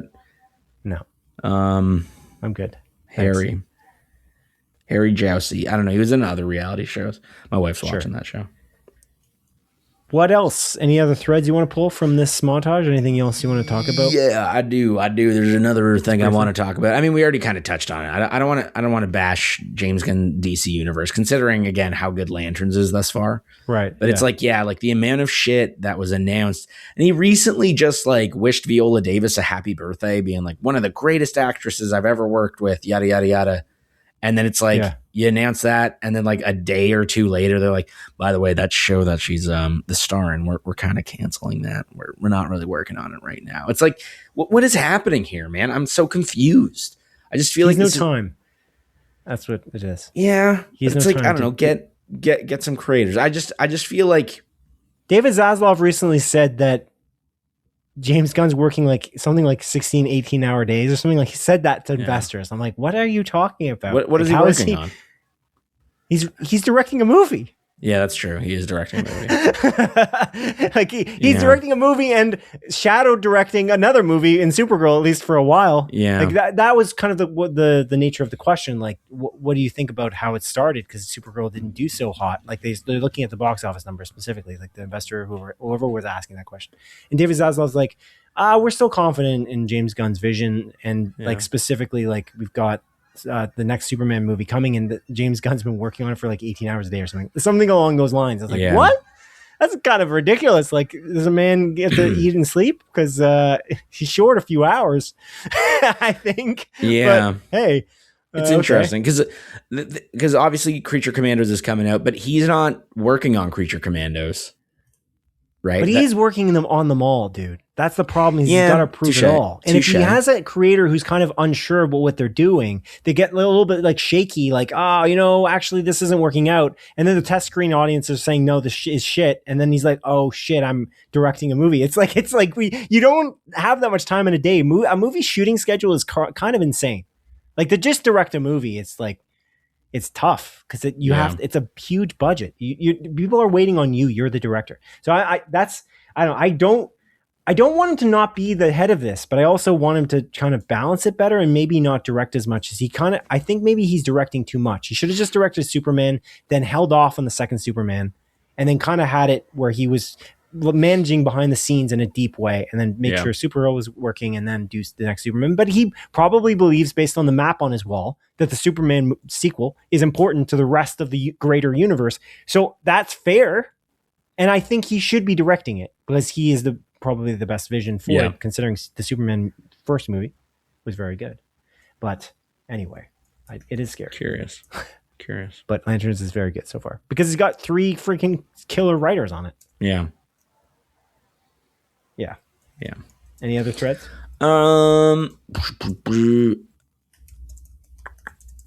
guess not. I'm excited about this X-Men casting. I think this is a good list of folk. It's cool to see like Indy Navarrete, as you said, like her kind of blowing up, like after Obsession specifically. You know why I know that's her name? No. By the way, because I just saw the panel. I watched the D23 panel, and Kevin Feige announced her as coming on stage, and I'm like, oh, good to know. Yeah, I wouldn't have guessed that. Yeah, Navarrete was what I thought her name was. Navarrete. But I just saw the panel, and Navarrete. Okay, cool. I mean, again, she's great in Obsession. I know she's been in other stuff. Like funnily enough, she was in like the Superman and Lois TV show, I think. Yeah. Which I didn't see her in. But yeah, no, I'm happy about this casting. Again, we already know Samara Weaving is Emma Frost. Now we got Sadie Sink. The big one, I think, was the first announcement there. Where is it? How did I put it? Oh, Christopher Abbott. That's like kind of the biggest name on there because he's so significant for the like. Yeah, the problem, I feel like anyone taking that role is such an important. It's called the X-Men because of it is because of. Is it because of Xavier? It is. No, it isn't because there's Team X too. It's Xavier's school of gifted children though. Yeah, but there's also Team X, so maybe that's not an X team or whatever the hell. So it's not, and that's not Xavier's Broforce mandate. Is that why it's called that? Well, let me look that up because actually that is important. Yeah. I always thought that was the case. There was Professor X, so they was called the X-Men. Like it's his X-Men. He calls them his X-Men because he's the leader. Yeah. Why is it called the X-Men? Let's find out together. Yes, but anyway, Christopher Abbott I think has the like the biggest of the roles announced in that situation. Yeah. I'm kind of disappointed that Adam Driver isn't Magneto. Do you think they're going to do something though? Because I mean, again, I didn't watch it, but you mentioned that he was kind of referring that he was also Magneto or something. Like, do you think they're going to do if you watch the clip? Okay, it's a funny moment. Okay, he says like, I'm playing Magneto, and then he like looks off to the side. And he's like, oh, I'm not. It's something like that, and then he just says who he's actually playing. I'm like, well, why would you do? I don't really know what the point of that is. Okay, yeah, I don't know. It's just kind of an odd. Interesting. Very interesting. According to this AI overview, X-Men are named for their extra powers. What? That can't be right. Like, I don't know, man. Comics were weird back in the day, though. Like, it was simpler. Not named after Xavier. Okay, so it does say that. I think I do believe that based on two pieces here. Yeah, okay. So this Christopher Abbott guy, I haven't seen in too many things. I feel like I've only seen him in one thing. Okay. And it was Wolfman, which makes me, oh shit. That's the only thing I've seen. I forgot. So I'm kind of like, I completely forgot. You know what I mean? That's right. That's where I've seen this guy. I'm like, I feel weird about this guy. Every time I see him, I saw him come up on the stage. I've seen him in the cast photo of them all standing together. And I'm like, what is with this guy? There's something about this guy it's something iffy. Like, and that's what it is, because I just really deeply didn't like Wolfman. He's also in Kraven the Hunter, which is fun. Yeah. Those are back to back. It's Kraven the Hunter, then it was Wolfman.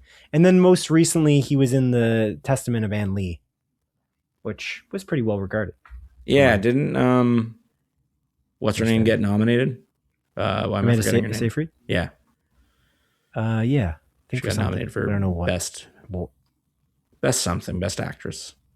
Yeah, I don't know which award show is what I meant. I know it was best actress. Yeah. Just based on the fact that she's the lead actress. Yeah. In the movie. Good stuff. But yeah, okay. Yeah, it's cool. That's a very interesting thing. The other thing was they had the Doomsday, some of the Doomsday guys up. Mm-hmm. Did you see this thing about Hugh Jackman? Yeah, where he was like, let me be in this movie. Yeah. And this Ryan Reynolds off to the side. And that again, they did that. The same thing they did with Adam Driver, where with the X-Men on stage, they put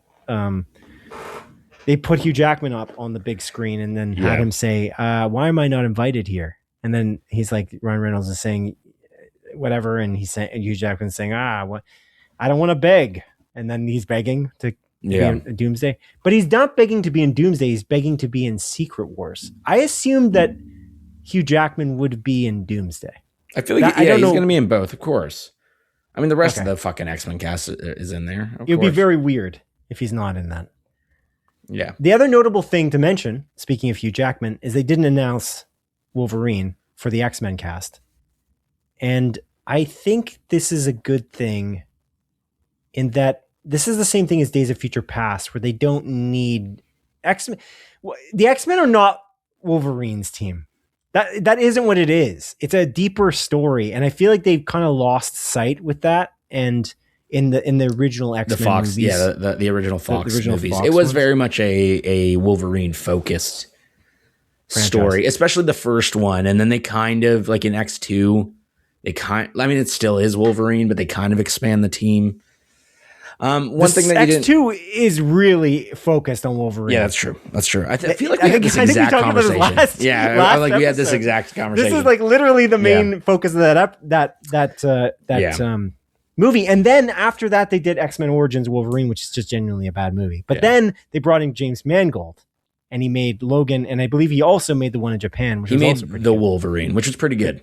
Yeah, which is pretty good too. Yeah, but there's just so many X-Men movies that are revolving around Wolverine. He is a cool character. I'll give him that. But I feel like it's just overdone. They're going to do a short guy?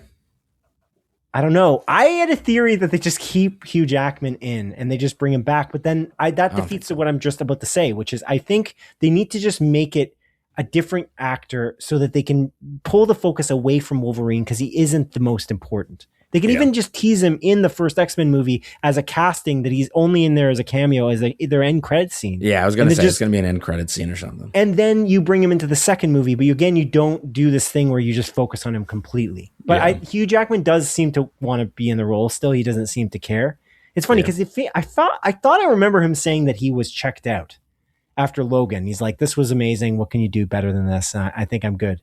It's like I think he I think the story he told was him and Patrick Stewart were sitting in the theater and they were like crying next to each other as this was a great way for our story to end for our characters again. Yeah. And this is going to be the last time we do it. And then they do it 3 more times. They announced it after that moment where they're crying in the theater watching Logan because they thought it was a great send-off. And then they did it again a lot more times. I think Patrick Stewart was the first one to do it, though. Was that in Doctor Strange? Yeah. Anyway, yeah. So I don't know. I'm wondering what they'll do with Wolverine, but I wonder if they also realize that isn't the plot of X-Men. It's not the point of it. Yeah. It's like the focus isn't that. It should be maybe something else. It's kind of. I feel like I liked what they did with First Class in that I really liked the back and forth between James McAvoy and Michael Fassbender. Like I just like that dynamic like a lot, like deeply. I think that was awesome, and I feel like that's more X-Men than again Wolverine. Like is you know what I mean? So I'm curious that they're not doing. If they don't do Magneto, I'd be surprised for this first movie, just because I feel like he's quintessentially part of that. But maybe they're like, we already did this, so now we're not going to do it this time. We're going to bring Magneto into the second one because like Magneto's always going to be in it. He's almost like not a villain. He's kind of like this, like he's a villain, but he's you know what I mean? He is somebody who has a purpose, and he's a very complicated character. He's a great villain because you can completely understand where he's coming from. He's a civil rights activist. Yeah. Essentially. Right. Yeah. Yeah. My question to you is, I don't think we've had this conversation, but Magneto's backstory has always been tied to the Holocaust. Yeah. It's now the Holocaust happened a while ago. I don't know if you know this, Simon. It's been many years. Yep. What do you tie his backstory to now? Yeah, the question is, so First Class took place in the 70s. 70s. That was their trick, is that they just went back in time. So they could do that again. We don't know what they're going to do for time frame. What's Jake Schreier's movie going to be? Is it going to be do because no, we don't. Well, we can assume because they already announced one of the characters who's in it. Can we spoil this because it was announced at D23? Sadie Sink has come up on stage. So we can say who she is in the thing, but don't talk about the movie she's in. I would say that doesn't matter. I know what you're saying. I don't think that matters. You know why? No. Tell me. Because they're doing a reset. So it doesn't matter. They can go back in time as well. Time is the question of a multiverse. So thing. You can even, like, if you watch Loki, the series, they dive into time and they talk about time. In the season 1, they do that. They go back in time in various aspects. So that's a great question. Are they going to go back in time? I don't think so. Wouldn't that be amazing? That you know what? You're right. Why would they do that? Because it's less relatable. Yeah. So maybe they wouldn't do that. They're not gonna do that. Back to the question about the Holocaust. I don't know. Good question. I guess they just ignore that part of it. They ignore the idea of him fighting against fascism. It will just be him fighting against, I guess, maybe there'll just be modern fascism. He's in an ICE internment camp. Oh dear. That's not what I meant when I said modern fascism. I meant like a fictional modern fascism. Yeah. But yeah, they could do that. Yeah. Yeah. It's super interesting. That's a great question. What a good thought experiment. Thank you. I don't know. Are they going to okay. So here's the question. Is Wolverine and or Magneto going to be in this X-Men movie? And they haven't announced it or cast it yet. Because Kevin Feige on stage, he also said, this is some of our cast. He didn't actually say, he actually specifically said some, I believe, when he was on stage for D23 for the announcing the cast. Yeah. So it could be that they have more people to announce. I think they'll have a Wolverine. I think they're going to have a Magneto in the first episode, the first movie. That's the question. Are they going to skip and just have Mr. Sinister and then do Magneto after, and then have the dichotomous, like this back and forth relationship between Professor Xavier and... I don't know. That's a tough one. I think they're going to bring him in, but maybe they won't. Maybe they want to keep it different. You know, maybe they want to keep it different. That's my point, is that they might just try to change it from First Class and change it from the X-Men 1 movie. Like if they want to do what they did with Spider-Man Homecoming. Like they do this thing where they completely don't do the origin story again. They take it in another direction. Yeah. That's the question. I don't know. It's really interesting, but I would have liked Adam Driver as Magneto. I just wonder if that's too much of a commitment because he's such a quintessential character for that story. Yeah. And maybe he was so resistant to be in the MCU. It's funny that Kevin Feige has asked this guy so many times. He is a great actor, but is it because of his connection to Disney with Star Wars? Is that why he's the guy to keep asking? Or Kevin Feige's just truly a huge fan of like Marriage Story. He's like, possible, wow, man, you're killing it in every role you're in. Kevin Feige loves the TV series Girls.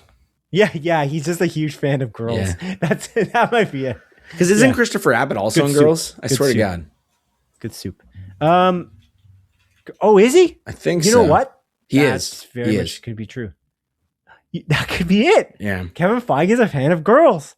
Yeah. That's awesome if that's true. Anyway, okay. Well, we'll see. I'm excited though. I'm excited about the X-Men movie. I'm excited about Doomsday. Oh, I was going to say this too. There was I can't remember where this ended up being, but I'll cite the source. It was like Games Radar, which is funny. But there was like an article in Games Radar. There was talking about the Russo brothers, and they had done a foreword for some kind of comic book. I wish I had more information on this, so I'm not just riffing. But they had talked about how Doctor Doom is a very complex character because he is not just a villain. He's fighting for something he believes truly in, which I don't know. You're really kind of negative on this idea of having Doctor Doom without having introduced him into something else, which is how they've done almost every superhero movie since the beginning of time, by the way. I know, but this is the big one. This is like the big bad. This is where it all leads up to. Thanos was not introduced except for he put a glove on and said, I'll do it myself. It's not, he didn't do anything. He was in Guardians. He was in Guardians of the Galaxy. He sat in a chair, bro. Yeah. He sat in a chair. He's barely in Guardians. They don't even show him. He's just sitting there. Like, hey. He's not doing anything. Anyway, hey, what's up? If you introduce him properly, you can do it in the full 3-hour film for Doomsday. That was kind of my point. But I feel like I like this idea that the Russo brothers are attacking this from a place of character. And that's kind of what the Games Radar thing had mentioned.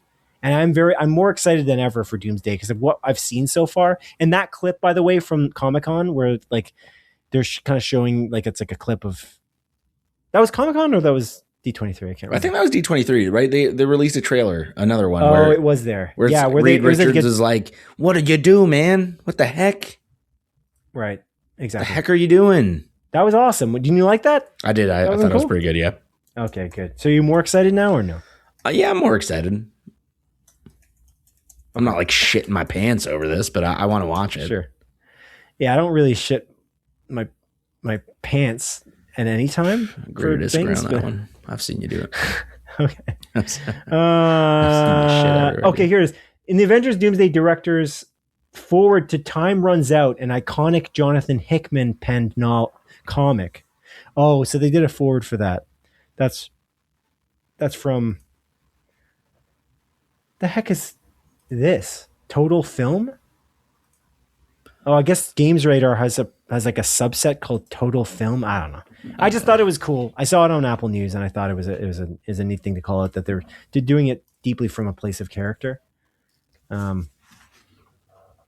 here it is. I'll just read it really quick, just so there's context. Doom is not just an average adversary. He is ambition and fear woven together. In Secret Wars, he tries to hold reality in place through sheer will. I think talking about the comics. Okay. Sheer will. He believes he can save everything if he controls enough of it.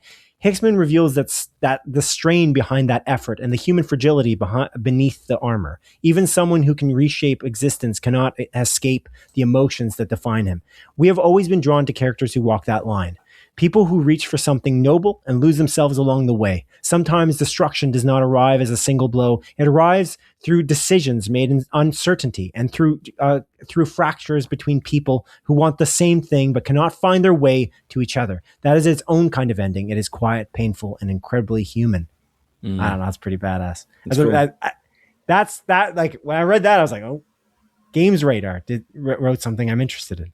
I've never been interested in Games Radar, but I like this from that perspective of like, you have to tell a compelling story from a villain's perspective. It's called Avengers Doomsday. And he's so quintessentially important for this. And the fact that Robert Downey Jr. is playing him and they have this complex thing they've got to sort out where obviously Iron Man is Robert Downey Jr. as well. And they have to figure out a way to tell that story in a compelling way, which by the way, excites me more than it excites many others. I think a lot of comic fans don't love the idea of the impurity of it from the comics perspective. Obviously, Tony Stark is not Doctor Doom. It's true.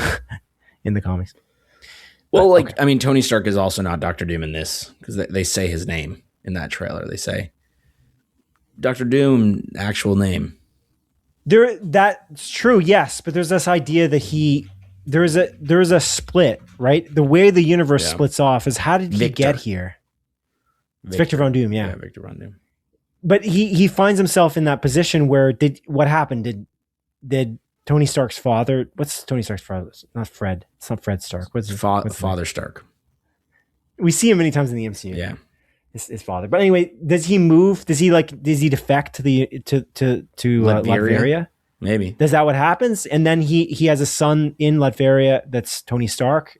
Not Tony Stark, but his name is Victor. He makes his name. Is that what the split is for the timeline? That universe is very different, obviously, because this Doctor Doom is from the Fantastic Four universe, which is very weird. Their technology is different. It's strange. It's almost like the Jetsons. And it's like retro futuristic sort of vibe. So that's the interesting thing is like, how are they going to tell that part of it? And I imagine they're going to explain it. They're going to go into it, hopefully as well as Lanterns goes into it from that perspective of like not over explaining, but just throwing you into it and customers and the audience just understands as opposed to it being over explained. Yeah, they're also customers, but that's a kind of a very consumerist word to use. Anyway, so I'm very excited for this whole thing. I'm excited. I got a little hyped at D23, you know, that they're doing all this stuff, and I'm like, yeah, I'm in. I'm excited. A perfect segue, Adrian, to move on to the shallow focus for this bye-week, the segment of our podcast that focuses upon a singular film and TV topic that has intrigued the two of us over the past 2 weeks. Yes. This topic is about Kingdom Hearts, Adrian. As announced at D23, an anime TV series adaptation of video game franchise Kingdom Hearts has officially been greenlit and is now in development for streaming service Disney+. Kingdom Hearts is a long-running Japanese role-playing video game franchise that tells a wholesome story in a larger Disney universe. Protagonist Sora and his friends team up with Mickey Mouse, Donald Duck, and Goofy in a bid to stop dark powers from consuming the greater universe. Sora and team travel via spaceship, or gummy ship as they call it, to the various Disney franchise-based planets to stop these dark powers. Each planet is literally a Disney world. It's so insane, dude. I love it. I must have told you this story before, but I don't think I've told it on the podcast. When I first played this game, I didn't know that Disney characters were in this game. I didn't know that anything. I was recommended this game by a friend at school, and I put it in I got it. Actually, it's a weird long story that I actually got The Sims for Christmas, and then my brother said, "Did you know that?" My parents were in the room. Did you know that people can have sex in this game? And I was a young kid, and they're like, they can have sex in this game, and then they insisted on refunding it, and so they refunded it and got me Kingdom Hearts because they said, "What else do you want instead?" They got me Kingdom Hearts for the PS2. Best thing that ever could have happened to you. Literally, I couldn't believe it. Shout out to your brother. Shout out to your brother. Yeah, you did it by accident. But he did do it by accident, but it worked out very well. And so I put it in the tray. The crazy thing is, why didn't I know that there were Disney characters in it? The cover didn't tell me. No, it didn't, because that cover is gorgeous. That is one of the nicest covers on any video game that I have ever owned. And that cover is just like so beautiful. It like shimmers in the light. It was just amazing. Anyway, the point is that I get to this like Disney world and it's like Mickey Mouse. And I'm such a huge fan of Disney at the time. I'm like a super fan of Aladdin, etc. Like I've watched the Aladdin movie at that point like hundreds of times, Hunchback of Notre Dame and Snow White and Beauty and the Beast, etc. So I'm like really hyped about this. I just couldn't believe it. And he's got these Final Fantasy characters mashed up with these other characters. And the craziest thing is that they don't tell you what world you're going to as you fly to them. So each level is a giant Disney world. For those who don't know, obviously you know, you're a bigger fan than I am of this franchise. And so you go from planet to planet, but they don't tell you it's a fog of war. So you don't know what each planet is. And you're just pleasantly surprised. And every time I would go to a new planet, I was like, what? This is a Genesis world? It's a world for Phil Collins? I'm kidding. It's Tarzan world. And so I'm like, and then you go to Alice in Wonderland's Wonderland. It's just like, It's crazy, dude. I was so blown away. The Little Mermaid world was just so unique because, and same with like Nightmare Before Christmas. Oh, dude, that's one of my favorites for sure. Because they changed the style of it. There's an element of like your characters dress up as those things. You couldn't live underwater, so you get mermaid like get up, like a fins and I'm sure gills, to as Sora. And anyway, I just was so blown away. It just like, threw me off completely. I'm like, this couldn't have been a better surprise, and I didn't know what this was. As soon as I figured out Mickey Mouse and Donald Duck and Goofy are in it, I looked at the cover. I'm like, what? Oh my God, they're on the cover. I'm like, I just didn't see them. I literally couldn't see them through the shimmer. I'm like, this is a beautiful cover, but I don't give a shit. I'm a young kid. I love that cover. Yeah, it's classic. It's amazing. It's the second cover. The Kingdom Hearts 2's cover is really good too. Oh, it's so good, dude. Needless to say, I've fallen off of this series in recent years. I haven't watched it as much. They took big gaps between the numbered versions of this the series. Kingdom Hearts 1, 2 were kind of close together, but 3 was very far off as they released a bunch of spin-offs that threw me off and threw me for a loop because I wasn't able to play them as a kid. And then eventually Kingdom Hearts 3 came out, and it wasn't as beloved, at least for the people that I know. Like you didn't like it as much as the other game. Yeah.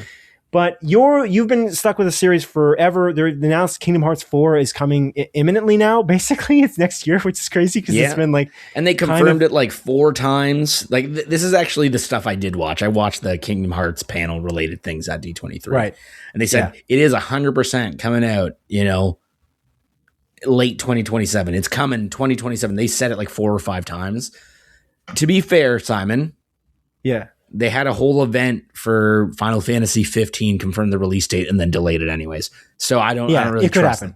But for sure. But I'm feeling very confident in that release date, and it's gotten me so hyped. It has been a little bit of a roller coaster of emotions though with Kingdom Hearts as a franchise. A lot of positive news, but of course Hayden Panettiere, she passed away. Yeah. Hayden Panettiere voices Kairi in Kingdom Hearts 1 and 2. I believe. And she's not in 3? No, she's not. She oh shit. Yeah, she's I didn't know that. Yeah, she's not. She gets replaced by Allison Stoner in Whoa. I didn't know that, dude. So I have another story about this just briefly. I watched some of the panels for D23. I specifically watched did you watch the panel with Haley Joel Osment and Gallagher, David Gallagher? Yeah, I watched a lot of it. Not all of it, but I watched a lot of it. And they did like the presentation for, I think it's like one of the last scenes in Kingdom Hearts 2. And they were like doing the voice back and forth on stage. Beautiful stuff. Love it. So the thing that happened in that was very interesting. And I didn't know that Hayden Panettiere was not in Kingdom Hearts 3. Yeah. They do this thing at the very end of that presentation where they say, and this wouldn't be the trio without this character. And I'm like, oh, Hayden Panettiere is going to be on the video. She couldn't be there to be at the venue, but she's going to be on the video like they did with Adam Driver. And they don't do that. They don't do a video. They get Mickey Mouse to run out. And I'm like, that's not the trio. It's Kairi, Riku, and Sora. I'm sorry, but that's for sure. Mickey's important, but then I feel like it's as important as Donald and Goofy. I mean, I'm not sure I buy this. So I thought for sure it was going to be Kairi. And the reason I thought she wasn't there the day after is because she had passed away. And I felt really sad when that happened because I watched this panel just by coincidence. It reminded me of that time where we played that video game. Do you remember that indie video game? And then what's his name passed away from... Oh my goodness. I know exactly what you're talking about. And I didn't know he was in it.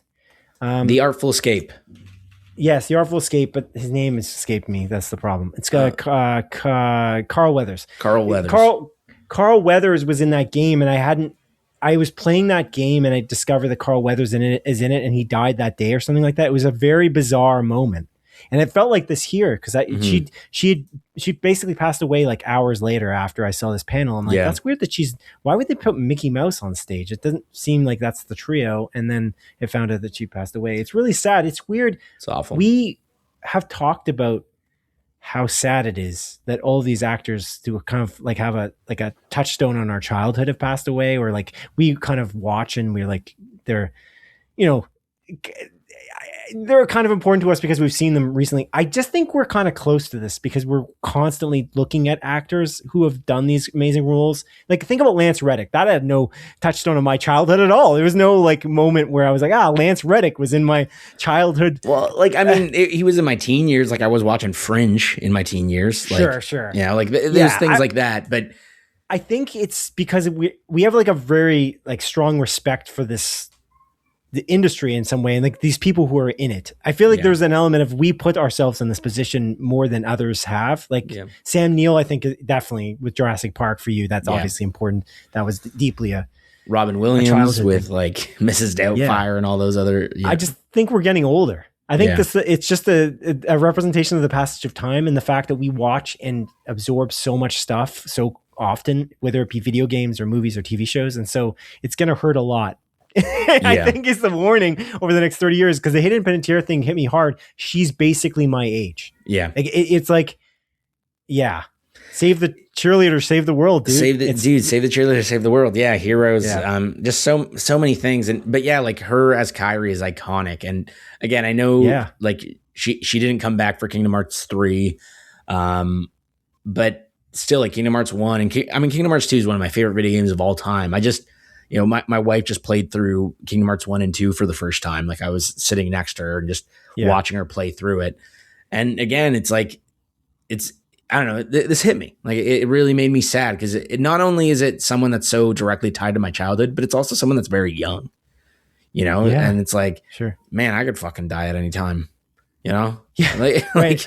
It's just a reminder of the passage of time. I had a crush on Kyrie, right? That was like my childhood. Still, too, like, you still have a crush on Kyrie. No, I know. The Kingdom Hearts 1 version. That's the problem with the series, is that these characters never grew up. And I feel like if they had grown up faster as well, I think I would have been more enticed to keep playing it. I feel like they should be 18 in Kingdom Hearts 3 or more. They should be like 20. I think, but they just never grow up. 18 now. In Kingdom Hearts 4? Yeah. So I have to get to the other 15 spin-off. It doesn't really matter. But like, I don't know. But yeah, it was truly heartbreaking to like hear about that, especially when so much good Kingdom Hearts news came out. Like, literally a day prior, it was just, like excitement to like sadness so quickly. Sucks. But yeah, again, I don't want to dwell on it, but rest in peace. That sucks. It's super sad. Again, like, it's just, there's like a piece of like your childhood that kind of dies along with the people that are passing away, where it's like, oh, and I don't know, it makes you grow up. But I'm very excited for Kingdom Hearts 4. I know, like, I have like a love-hate relationship with Kingdom Hearts 3. I still liked it. I played it, but it pissed me off in a lot of ways that they made some changes that kind of frustrated me. And then there's also the aspect that I waited like over a decade for this fucking thing. And, that happened. So, that's life. But the interesting thing about this Kingdom Hearts series that is coming out on Disney Plus, I think you mentioned that it's an adaptation. This is a new story. So to be perfectly clear, like, this is... Oh, I didn't know that. Yeah, this is a new story. It's set... I didn't see that in the write-up. Yeah, it's in the Kingdom Hearts universe, but it's going to be new characters. Again, I'm sure there's going to be all the Disney worlds and everything. They're not revealing too much, but again, it's going to be its own original story in this Kingdom Hearts series. And I'm very curious where they're going to go, what time frame they're going to be in, how it's all going to connect. There's a lot of Kingdom Hearts lore, like a shit ton. Like, watching the Kingdom Hearts 4 trailer, there's like characters in it. I'm like, I have no idea who this is. And it's because like some characters are from like the Kingdom Hearts mobile game that I got to like look into, because I'm not going to fucking play it. I think it's canceled. I think they shut down the servers. So like, there's just so much lore. Well, so with that being said, what do you think of that they're not going to do because I would have done the numbered games. That's what I would have done. I'm surprised actually that they're doing a completely different story. I think that's a mistake. I deeply think that's a mistake. Like, why? I think you consolidate through the numbered games and you actually fix that problem. You're creating more of an issue now, because I'm sure they're going to tie in the series to the game. That's going to be a problem. You don't want to do that. That's the issue with the series that made me not come back. That I feel like is a mistake. I don't know. I'm surprised. You see where I'm coming from. I do see where you're coming from. I just don't. I don't want to say I don't agree, but it's like, I feel like if they did, kind of just redo the same story. It's old, dude. It's from It is. 2002. Yeah. It is old. But again, this isn't, how can I word this? Kingdom Hearts as an IP is, I think, very like video game focused. I think like you're not going to have too much attachment to Kingdom Hearts as an IP unless you like video games. Whereas something like The Last of Us benefits from being an HBO show that retells the story, even though I don't like season 2. But because it is it's a movie playing out. Kingdom Hearts is so fucking wacky and zany and very gameplay focused.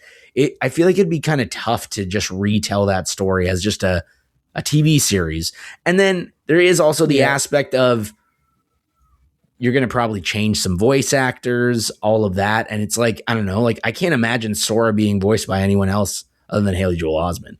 Right. No, they don't change it. They get, I guess they could bring him back, but I don't know. It just seems. Why wouldn't they? They had him go on stage and just reenact the last scene of Kingdom Hearts 2.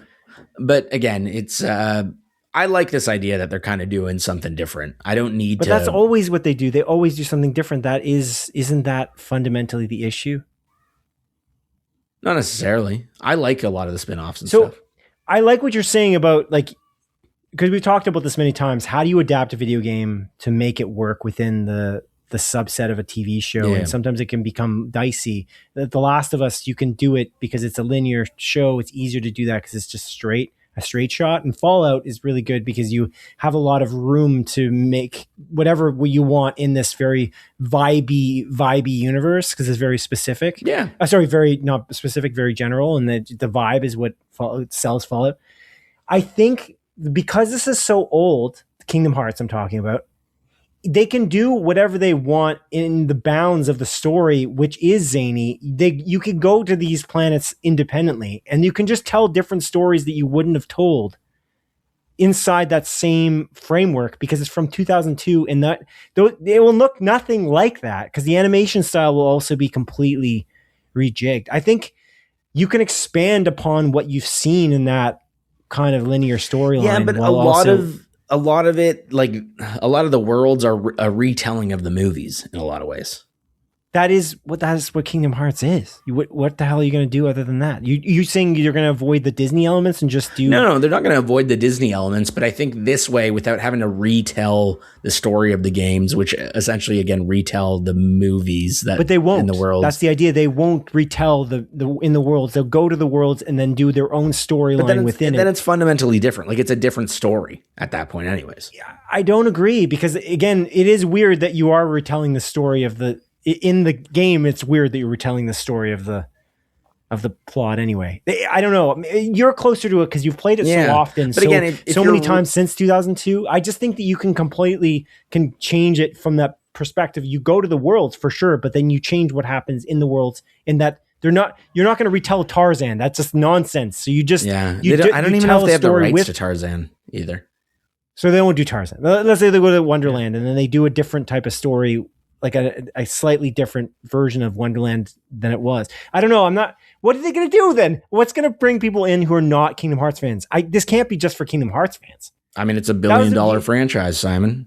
That's what they said. Yeah. So that's a great segue. So what's that about? Like what are you understanding them to be saying? I have no idea. That's a very okay. I have no idea. I don't even know. Is it that popular? Like how many copies of Kingdom Hearts 3 were sold? They said Kingdom Hearts has sold 39 million as a series.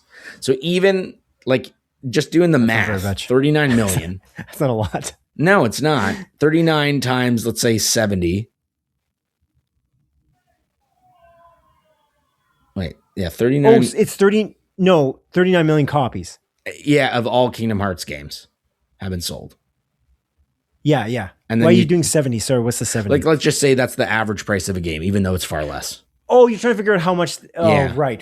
How much it made in dollars. Yeah. So that'd be like $2.7 billion, assuming each of these sold at $70 a pop, which they haven't. Yeah. But again, it's $1 billion franchise, so it's earned more than $1 billion in revenue, I guess. Yeah. Yeah. I don't know. I like the idea of, again, they're just going to cater to the Kingdom Hearts fans. Maybe some random kid is going to watch like, oh, I like hoppers, and they have a hoppers thing in this. Yeah, but that is part of the appeal of the game initially. I think that was. Well, yeah, exactly that. But again, now it's going to be for a newer audience as well as old audience. You're not rehashing the same story.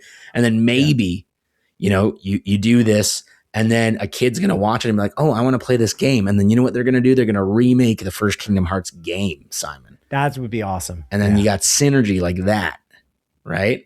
And sure, but so this series then, what are the threads they're going to pull at? Like, I have no idea. In terms of a plot line, what do you think they're going to do? I have no idea. Just think about something that you believe anything about it. What do you think will happen at all in it? You could go back to the Keyblade Wars. You could go way back in time with the Keyblade Wars. That seems like, I don't know. Right? Possibly. Because the guy on the cover is holding a Keyblade. He is holding a Keyblade. You're going to be definitely following a Keyblade wielder. Master. That's what they call it. Wielder? Well, not every Keyblade wielder is a Keyblade Master. Oh, okay. I don't remember that. So that's rare. They touch on that in Kingdom Hearts Birth by Sleep. Yeah. And then they talk about that in Kingdom Hearts Dream Drop Distance. I just believe you got to consolidate, dude. You got to consolidate. That's why I think you tell the Sora story, because he's the core character of the entire franchise. You consolidate it, and then you tell it in a way that you got to get creative with it, sure. But you just tell it in a way that's not exactly on the nose, but it's what your mind's eye remembers it to be when you played it in 2002. That's what I would do personally if I was them. I wouldn't tell a new story with another Keyblade. Who cares about the Keyblade? Other than the Keyblade, the people who are fans of Kingdom Hearts. That's not what you want to do. You want to pull in... Fallout is popular because people who don't play video games watch Fallout. The Last of Us is the same way. That's what you want. That you want to capitalize on that aspect for the franchise. And then those people who might dabble in video games then say, what is Kingdom Hearts? And then they jump into Kingdom Hearts. But I think when there's synergy with the game that they remaster, as you said. That's a good point. But I think they can do the exact same thing with this, where it is, again, like a Kingdom Hearts universe. You add in your Disney stuff, more modern Disney stuff that they haven't touched on yet. Right. Kids like it. Oh, wow, I like this. Wow, there's a video game of this? There's a guy with big shoes? Yeah. I'm going to play this game. Yeah. He's got clown shoes. Big-ass clown shoes. Yeah. Okay. Yeah. Cool. I'm excited about this, though. Very, very much so. Am I going to watch this? 100,000,000%. So we talked about this years ago, right? We talked about how the show was happening. And then we were very skeptical about this fact that it was happening. Yeah. Because it couldn't even get Kingdom Hearts 4 off the ground. I think because the Kingdom Hearts 4 news is happening in conjunction with this, it feels more real now. Definitely. And the big thing that makes it feel real for me is the Disney Plus part of it. Yeah. And the cover, the actual photo here. I think that the overall, the Kingdom Hearts series, the series photo with the guy with the Keyblade, I think that whole thing with the Disney Plus promise, I think it makes it feel like it's definitely... Yeah, it seems more legitimate. And I feel like this almost feels like the first time that Disney as a company is backing Kingdom Hearts in like a big way. Like they're talking about it. This is at Disney D23, right? It's not like it's not at some Nintendo like Direct or at E3 or at Game Awards or whatever. Like this is like, no, we're talking about Kingdom Hearts, the franchise, this $1 billion franchise, which is now a focus of Disney. Yeah. It almost legitimizes it in a weird way. Yeah. So I'm excited about it. I'm excited about it. Will I watch it? Definitely. Am I going to play Kingdom Hearts 4 day one, Simon? Definitely. Do you think I should get back into this? Yeah. Yeah. I don't know if you understand. Like this used to be my favorite franchise ever. I know, my favorite game. I literally put it in my passwords for my Facebook and shit. Like I loved it so much. Yeah. Like I was like, if you even ask my sister today, she might think that this is my favorite game. Yeah. It's just not true anymore at all. But it was like, it's so crazy how they just lost me so deeply. Yeah. It's like, I don't know. It's such a Get crazy. Get back into it, man. It's crazy that this exists, though. We've talked about that many times. Like the fact that somehow Square Enix, like this developer publisher, they were able to go to Disney and say, hey, we're going to use all of your Disney properties and you're going to be okay with it in our Final Fantasy-like world for a Japanese RPG. And they're like, yes, no problem. You can use Tarzan, Pirates of the Caribbean, Lilo and Stitch. Is that another? Toy Story? Lilo and Stitch is in Birth by Sleep. Yeah. Right. Lilo And Stitch is a summon. Toy Story or like massive franchise Toy Story. We trust you. Yeah, do your thing. It's fine. It's awesome. It's gonna be okay. With Aladdin, just name a movie series. Beauty and the Beast. Yep. It's nuts. It's nuts. Awesome. It's awesome. They just like yes. They're like yes, you can. Yes, you can have Donald Duck and Goofy fight evil creatures. The Hydra. You can have them do violence. Yeah. You can have Mickey Mouse wield a blade that's made out of a key and he'll hit things. And he's gonna do damage to them. It's like, how did you like the Mickey Mouse of the past of before 2002? I don't think there was a violent Mickey Mouse. I still don't think that's true. Oh, actually, that's true. Did you ever watch I forgot about this. Did you ever watch the Mickey Mouse version of Jack and the Beanstalk? No. Dude, there's one clip in which Donald Duck goes crazy. He goes crazy and I believe he's going to eat them. He's going to eat Mickey Mouse and Goofy. Like he saw them as food because they were being starved. It's like the beginning of Jack and the Beanstalk is the family's being starved and then Jack finds beans, but then he plants them instead of giving them to his family. That's like the idea that how it starts. Anyway, there's like a very scary scene where Donald Duck is like, he goes crazy. Donald Duck is just like gonna kill his friends. I think he's like I might be mistaken, but I think he saw Mickey Mouse or Goofy as like Mickey a cow. and the Beanstalk. Yeah. But in the beginning, it's kind of frightening. Anyway, my point is, it's not that violent, so it's cool that they were able to approve that. It's just that's really cool of Disney. I really think that that's really neat, and honestly, it made at least some of my childhood. I will say that. Dude, I think it's worth going back into. Again, I love this franchise. Again, I have a love-hate relationship with Kingdom Hearts 3, but I still love the franchise. I'm gonna, replay these games leading up to Kingdom Hearts 4, no doubt. Even though my wife, just played through them, but I'm gonna like sit down and play them. And like I've loved Kingdom Hearts. I remember so vividly the first time I saw Kingdom Hearts going to like one of my neighbor's houses, and he's playing it. It's the Hercules level. He's fighting Cerberus. Hercules, yeah. Donald and Goofy are there. He's just fighting Cerberus. I'm like, what is this? I love Hercules. Yes. I love Donald and Goofy. And then literally he's like sitting there. He's like, oh yeah, Cloud Strife from Final Fantasy VII's also in this. I'm like, what the fuck, dude? Like it was like mind blowing. And I remember like I got it at Microplay. I played that game. I remember Kingdom Hearts 2 being like probably the first video game I was like genuinely excited for, like ecstatic about. Like I can't wait for this game.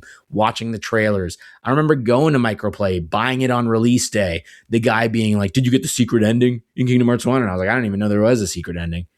Right. And like, I don't know, he's just some old fucking dude. I'm like 13 years old or however old I am. 11, 12, whatever. Yeah. Like excited about it. And then the other guy working there like, dude, just give him the game. Like this the guy working at Microplay trying to freaking gatekeep me from playing Kingdom Hearts 2. That's what was happening. Yeah. Oh, I see. Yeah. That guy died. What? I think. I don't know for sure. I'm just making that up. That's lore in my head. But anyways, bringing Kingdom Hearts 2 home, that being like the first game I actually 100%ed. Like I did everything, level 99, everyone, got everything, got ultimate weapon, got everything. Nice. Like I remember that. Like that was like a deep love I had. And then over the years, like I played Chain of Memories on an emulator on my PC. And I played Rechain of Memories. It was so hard to play anywhere because they didn't make it available. Because it was just Game Boy platforms. But then they did the remake Rechain of Memories. I'm gonna be honest with you, it sucks. It's not a good game, but like it's very integral to the story.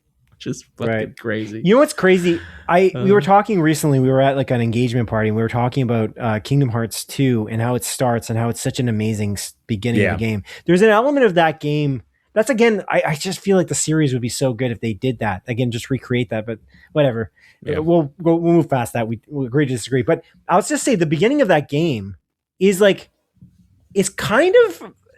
Again, this series is for kids, basically. Obviously, it's Disney movies. There is an element of that beginning of that game that's incredibly makes you be very patient. Yeah. I remember that, and I thought while I was playing it, I'm like, I don't know if I like this. Like, what happened to my favorite characters? Because again, I'm a kid. Yeah. So like, what is this? What's going on? Like, what is this? But then as it goes on, I'm like, this is really intriguing, and it's like ingrained. It's like imprinted in my memory about what happens in that. I've only played that game one time. I only played it once, and I remember distinctly how it goes.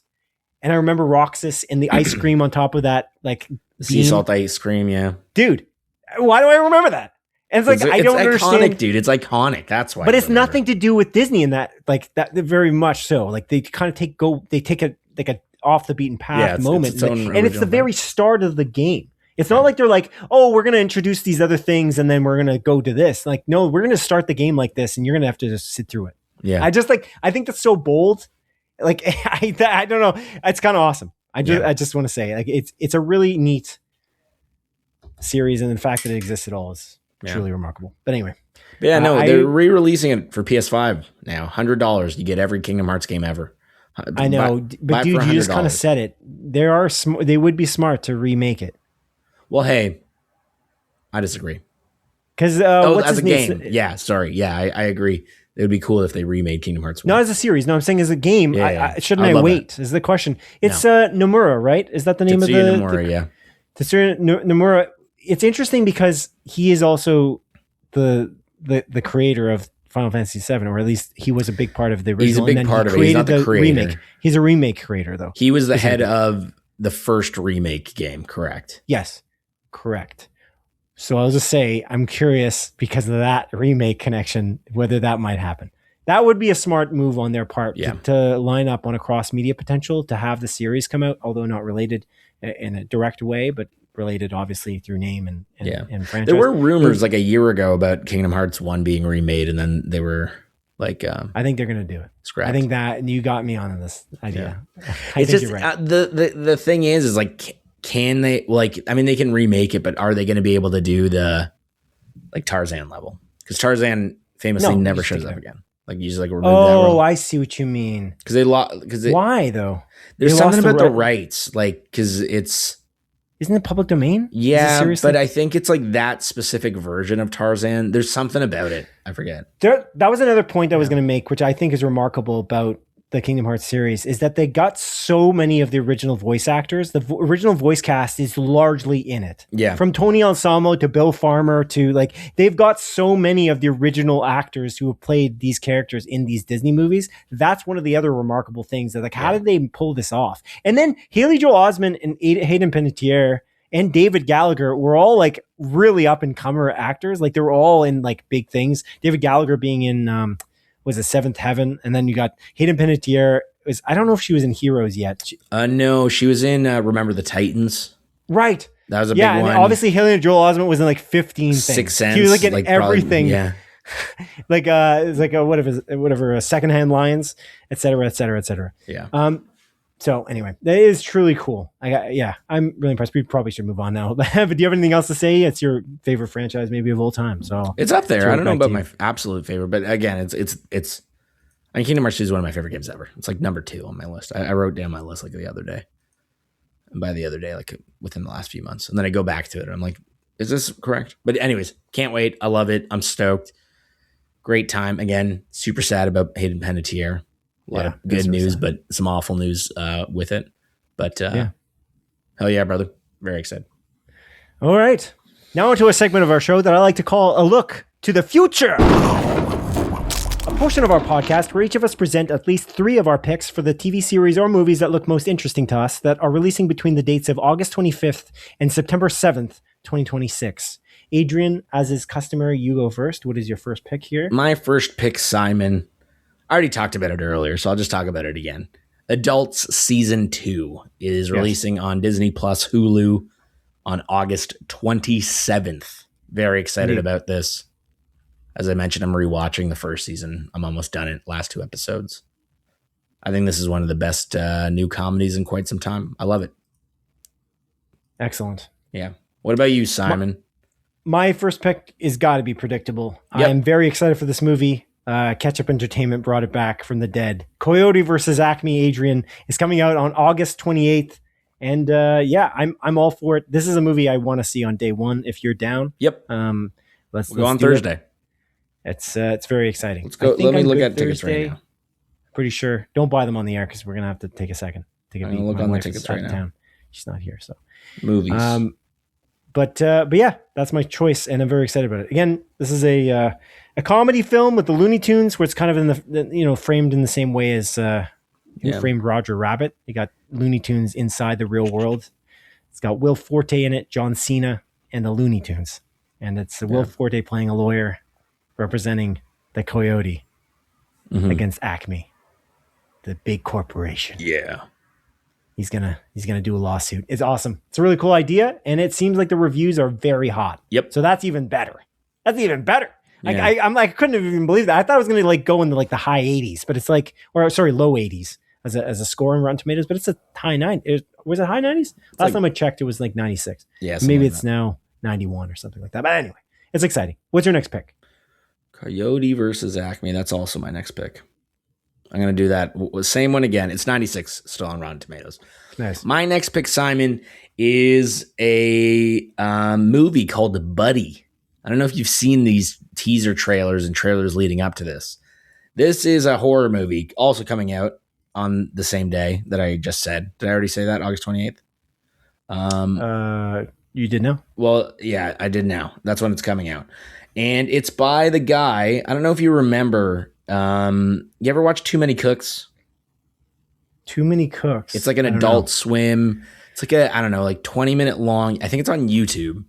It's like a 20-minute long, like kind of horror thing, like Too Many Cooks, Too Many Cooks. Oh, I did see it. Yeah. It's like a weird. It's almost like Full House or something like that. Yeah. Right. Yeah, exactly. It's like a parody of that. It's like a long opening. It's like a 20-minute long opening. And there's just a serial killer killing everyone in it. Right. Yeah, I think it's only 11 minutes. I'm kind of surprised. I thought it was much longer than that, maybe like 20 minutes. But yeah, so the guy that directed that, Casper Kelly, he's coming out. He's creating a movie called Buddy, and think almost like Barney, but it's a murder thing, right? Gotcha. And these trailers are fucking awesome. Like they're teaser trailers, not showing much about the story or the plot. It's very vague, but it looks really cool. Getting pretty good reviews as well. Good cast. I'm excited about this. I'm very excited about this. It's another movie I really want to watch. But exciting. Yeah. All right. My next pick is The Dog Stars, Adrian. Ridley Scott's big science fiction thriller. Comes out on the 28th of August as well. It stars Jacob Elordi, Margaret Qualley, Josh Brolin, and Guy Pearce. Yeah. And it looks great. And Ridley Scott he's just got a wide range of things he attempts to do. And he largely succeeds, I feel like. So it is exciting. This one I do want to see too, I think, maybe in theaters. I kind of do too. It's interesting. The trailers, it make it... The post-apocalyptic genre has been done so many times. Yeah. And I'll be honest, like watching the trailers for this, it doesn't look like there is anything original about this movie, but I'm still curious about it. I think it's a great cast. Ridley Scott has a relatively great track record. You know, he's a very tenured director. Yeah. I'm a big Margaret Qualley fan as well. Like I want to watch this movie. But again, every time I watch the trailer, I'm like, what is this doing differently? Well, what is it doing? What is the apocalypse? Like what? I don't know. That's kind of the point. I think it's like a pandemic. But could be original. Yeah. There's no zombies. So there's that. Yeah. But it is also kind of like the villains are the people. Yeah, but that would happen if there was an apocalypse. The question is, what caused the situation? Yeah. Like, what is it, a pandemic? I think so. And it doesn't really matter because the villains would be the people. That is human nature. I feel like that would happen anyway. So it's more like what happens within that story. It's just like saying The Last of Us isn't original. You know what I'm saying? Like that would not go fly in your household. You know what I'm saying? But like, I mean, from like an outside perspective, if you say like, oh, it's a zombie, like essentially a zombie apocalypse. It's like mushroom infected things. It's like it doesn't sound original. It's just the way it executes it. Exactly. And that's my point about this is like everything I've seen about it. It's just, it doesn't look original. Is it going to be good? I don't know. I hope so. I want to watch it. But again, like watching these trailers, it doesn't seem anything original. It's perspective, Simon, you know? Yeah. I'm just like when I watched the Last of Us trailers initially, I wasn't that blown away either, if I remember correctly. It was just like, okay, it's apocalypse. It's like the road. So I don't know. Yeah. Anyway, but okay. Good stuff. Cool. My next choice, I mean, let's keep on the topic of post-apocalyptic. It is the movie Colony, Simon. It's also coming out August 28th. It is by the director of Train to Busan, Yuan Sang-ho. Now, Train to Busan, phenomenal movie. Love Train to Busan. Really like it. Yuan Sang-ho came out with a follow-up to Train to Busan called Peninsula that takes place in the Train to Busan universe. So Train to Busan presents Peninsula. This movie, I famously could not get through. I got halfway through. I rented it. I paid for a rental. I watched half of it and I literally shut it off because I hated it so much. Yes. Is this movie going to be good? I don't know. It's another zombie apocalypse movie. It's not in the same universe, though, as Train to Busan. This trailer looks very cool and interesting. But again, it's like, is it just the same thing again? I don't know. I'm curious about this, though. We'll see. That's fair. My last pick, Adrian, is The Whisper Man, a horror / serial killer thriller. Yeah. With Robert De Niro, Adam Scott, Michelle Monaghan. This is Michael Netflix, Keaton. right? And it's on Netflix. Yeah. It's a movie coming out on Netflix. And the trailer It did look good to me. It did look good to me. So I am looking forward to it in some way if I had Netflix, but I don't have it. So maybe I'll watch it if the reviews are okay. Adam Scott's been killing it lately. I like Adam Scott. That's what I'll say. So still got to watch Hokum. Hokum. Does look good. So annoyed with Hokum. Yeah. Couldn't watch it. They didn't put it in theaters near us. No, I'll just rent it at some point. It's like $7. It's not on any streaming service yet. So whatever. I'll rent it. That's fair. Okay. Cool. That's it. I got a couple of honorable mentions, I guess. Yeah, do it up. Honorable mention, Idiots. This seems like a fun, like, comedy movie. Stars what is it? O'Shea Jackson. That's his name, right? O'Shea Jackson. I think so. Yeah, O'Shea Jackson, Peter Dinklage, Dave Franco, Mason Thames apparently is in this. Kiernan Shipka is apparently in this. That Mason Thames kid, how old is he? What, 18, 19? He's like kind of blowing up. Black Phone showed up in that, and then all of a sudden he's in just like a shit ton of movies. Good for him. Black Phone 2. Did you ever watch that? No, I really want to. It's on Amazon. I got to watch it. He was in Regretting You, the best movie that I watched all year. And by best, it's one of the worst movies I've watched all year. Okay. That makes more sense. He was also in that Nimrods movie, the Green Day movie that just came out. Okay. Another honorable mention is a movie called Onslaught. I don't know if you watched the trailer for this. I did. This is A24, and this is like, it seems like A24 kind of going into the more like action, like crazy stuff. It's Adam Wingard as well, who he's done a few things, some good, some not so good. But this movie looks pretty good. It stars like Adria Arjona, who is probably best known for her role in Andor, one of the greatest TV shows ever created. Andor being amazing. Yeah. I don't know if you know that. Yeah. But this movie seems fun. It looks pretty darn good. So that's an honorable mention here. Sweet. And that's September 4th. And then another movie, just to mention it, I'm not really excited for this. I've been wanting to watch the first one. It's Fall 2 Dead Point. That's coming out September 2nd. I don't know. People get stuck on something. They don't want to fall down. Okay. Is that the plot? Yeah. Good to know. Yeah. Good to know. All right, then. Cool, man. Now on to the trailer, the final segment of our show, where we each present our favorite trailer of the week. Yes. It's your turn. Okay, you want me to go first? Okay. Yeah. As is customary. Sorry. You know the drill. I cheated a little bit because I brought up all the Buddy teaser trailers that seem really good. So, I mean, that's technically my choice. But Simon, I'm going to choose something different. I'm going to choose two things that are different. Okay. And they're actually both Netflix properties. Netflix shows, trailers. They released a teaser trailer for Blue Eye Samurai 2.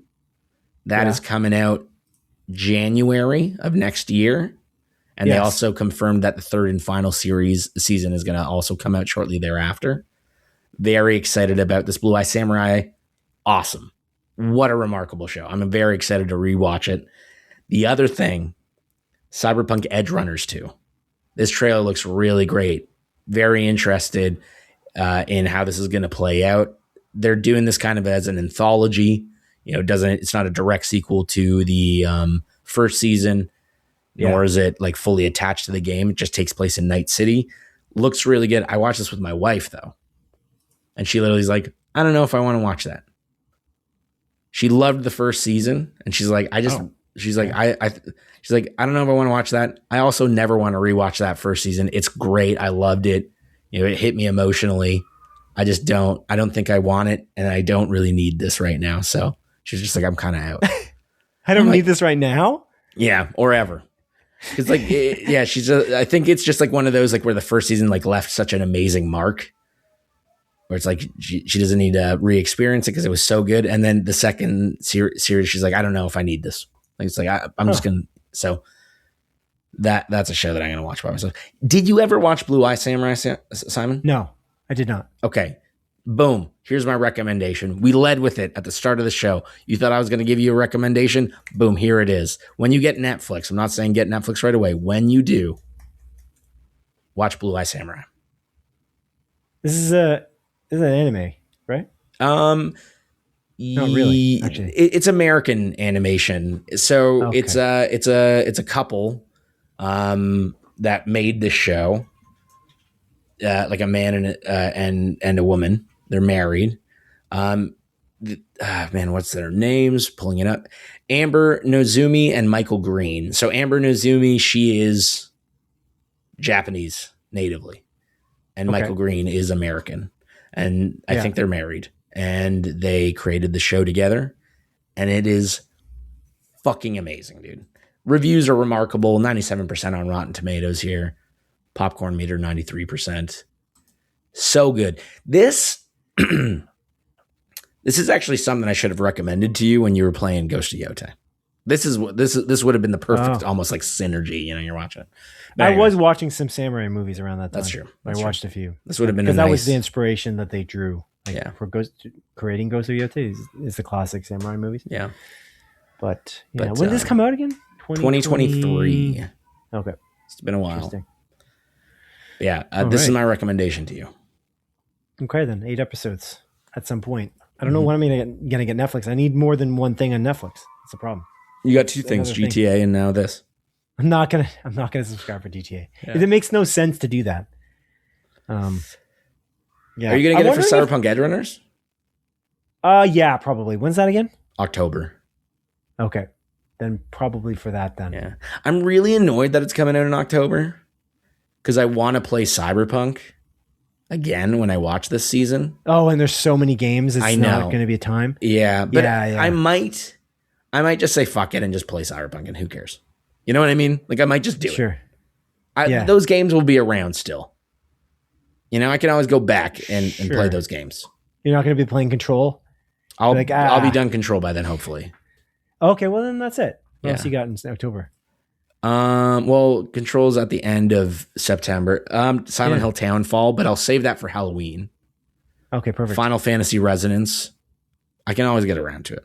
You kind of waited perfectly for Cyberpunk because I feel like now there's no more updates, but they just updated for the PlayStation 5 Pro. Yeah. So it's great. I almost want to go back and do my character. I was going to do like a FemV boxing character, and I did start that character, but then I was like, because they had updated it so much, like drastically with the 2.0 update, it changed so much from my original character's build. So I just went back to that like a dummy because I love that build so much because I was like a hacker stealth build. That's what I want to do on my second playthrough. I want to be a FemV hacker, like corpo, like hacker stealth person. Because in my first playthrough, I was a dude. The people that live out in the desert. What are those guys called? Nomad. Yeah. And I was like just fucking slicing people's heads off, dude. Just like the man, just jumping about, just tearing people's fucking heads off. Sandevistan. I was too, though. You use a cyber wire. There's a cyber wire. You whip it and you take people's heads off. I never used that. You can do kind of both. You can combine all of these things. It's crazy because the game just is very flexible in that way. But the boxer is the idea, like the gorilla arms, like just like a. You ever watch Cyber 6? That was my inspiration. Yeah. You did? I did. That's so cool, man. I watched a lot of Cyber 6 back in the day. It's such a cool. That's such an interesting show from a perspective of like it's kind of progressive in a way that's interesting as far as I remember. Yeah, the animation for Cyber 6 was so unsettling as well. There's like this weirdness to it. Okay, like the weird like body shape. It's also very like sexual. I remember being like a kid being like, oh. But she's like a man who's a woman, and like she goes out as a woman. I can't remember if I think it's a woman, like because Cyber 6 is the hero out on the streets. The vigilante is the gender, I'm pretty sure, of the person, and then they go into like they're working in an office as a guy. Yeah, I just thought that was like it's such an interesting concept. But that's what I was going to do with FemB. Is the idea was like I am a guy playing a woman in this particular thing, but she's like this like badass boxer. It was the slicked hair that I thought was the cool aspect of the way I was designing the FemB. Anyway, but I do love Cyberpunk. It's so good. I will probably get it for Edge Runners. I don't know if I'm going to get it in October though. I probably wait longer. I don't know. I'm patient with Netflix. There's so many good things to watch. It's kind of insane. I don't even have any time. Yeah, it's kind of insane. Like I've had enough Disney Plus for the first time in a while for the last couple months, and I've been just catching up on like so many things. Yeah, all at once. I got to catch up on a lot. Yeah. Anyway, that's it. Sorry. Wait. Did you? What's your trailer? Oh, I didn't even give you my trailer. Yeah. Oh my goodness. Why did you give me so much? Did you give me multiple? I gave you 2. Yeah. Yeah, cheater. Okay. So my trailer is actually the Vision Quest trailer. I thought that was truly an awesome trailer. I think it's great. That is a good trailer. It's just on a trailer perspective, because we talked about this before many times. The trailer segment is about rating the trailer, not the thing that's going to come from it. It's also October. Thing that could come from it could be amazing, which I think what we're talking about here, like Edge Runners, is going to be amazing. But the trailer for Vision Quest is truly awesome. I think like James Spader's like role in this as like an Ultron in the body of a human is just so cool. And I like this idea that they're doing like WandaVision, Agatha All Along, and Vision Quest as a trilogy of TV shows that are drastically different from each other, but still a trilogy. Yeah. It's really, really cool. And I think the ideas that they're presenting here in Vision Quest are really quite neat.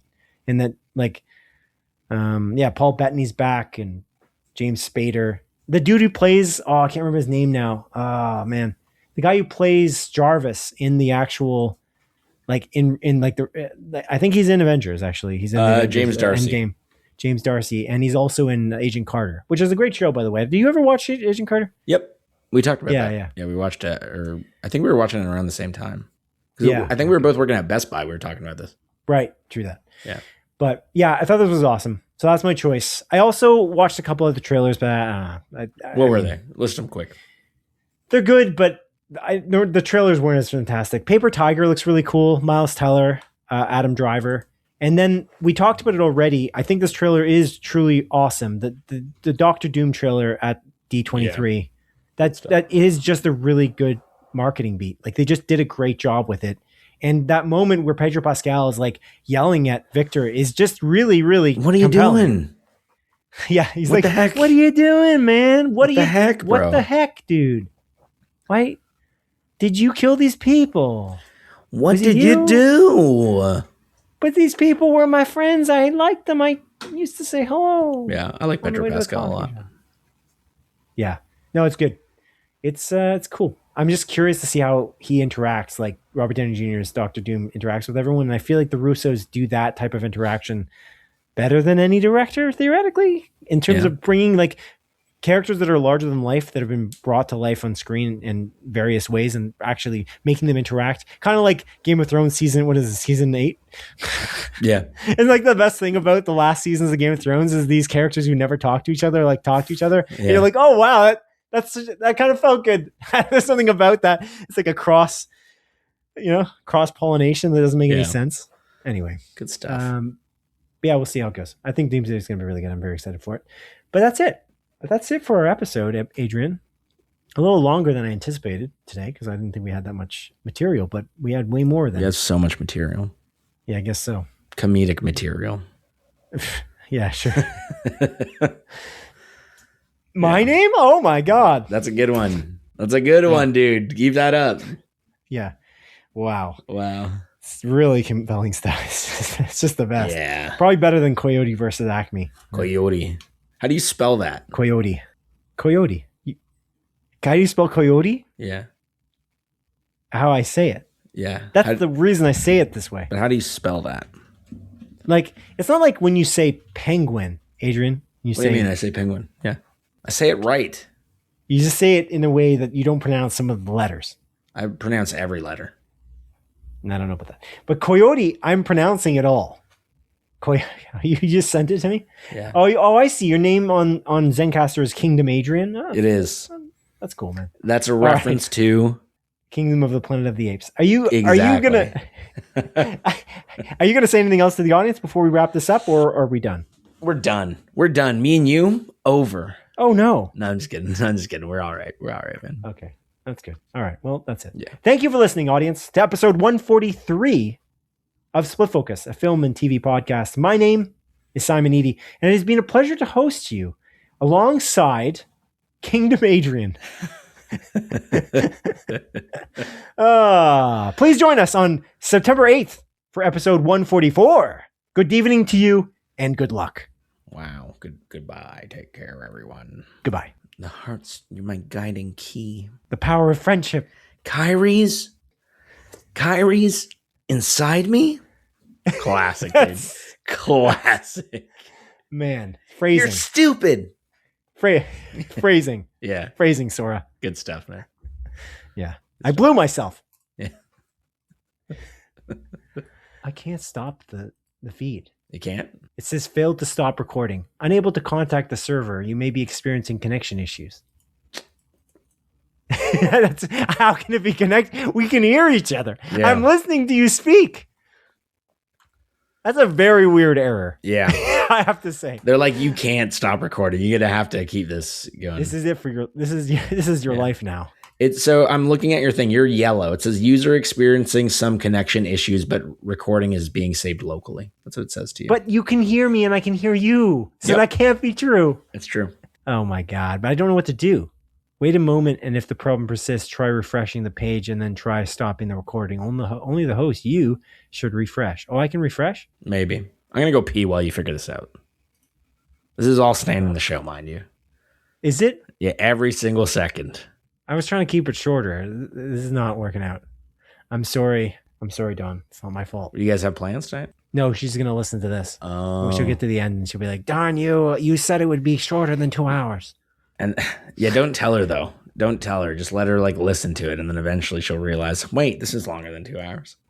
Okay. I'm gonna pee. I'll be back. Yeah, you go pee. You enjoy. Yes.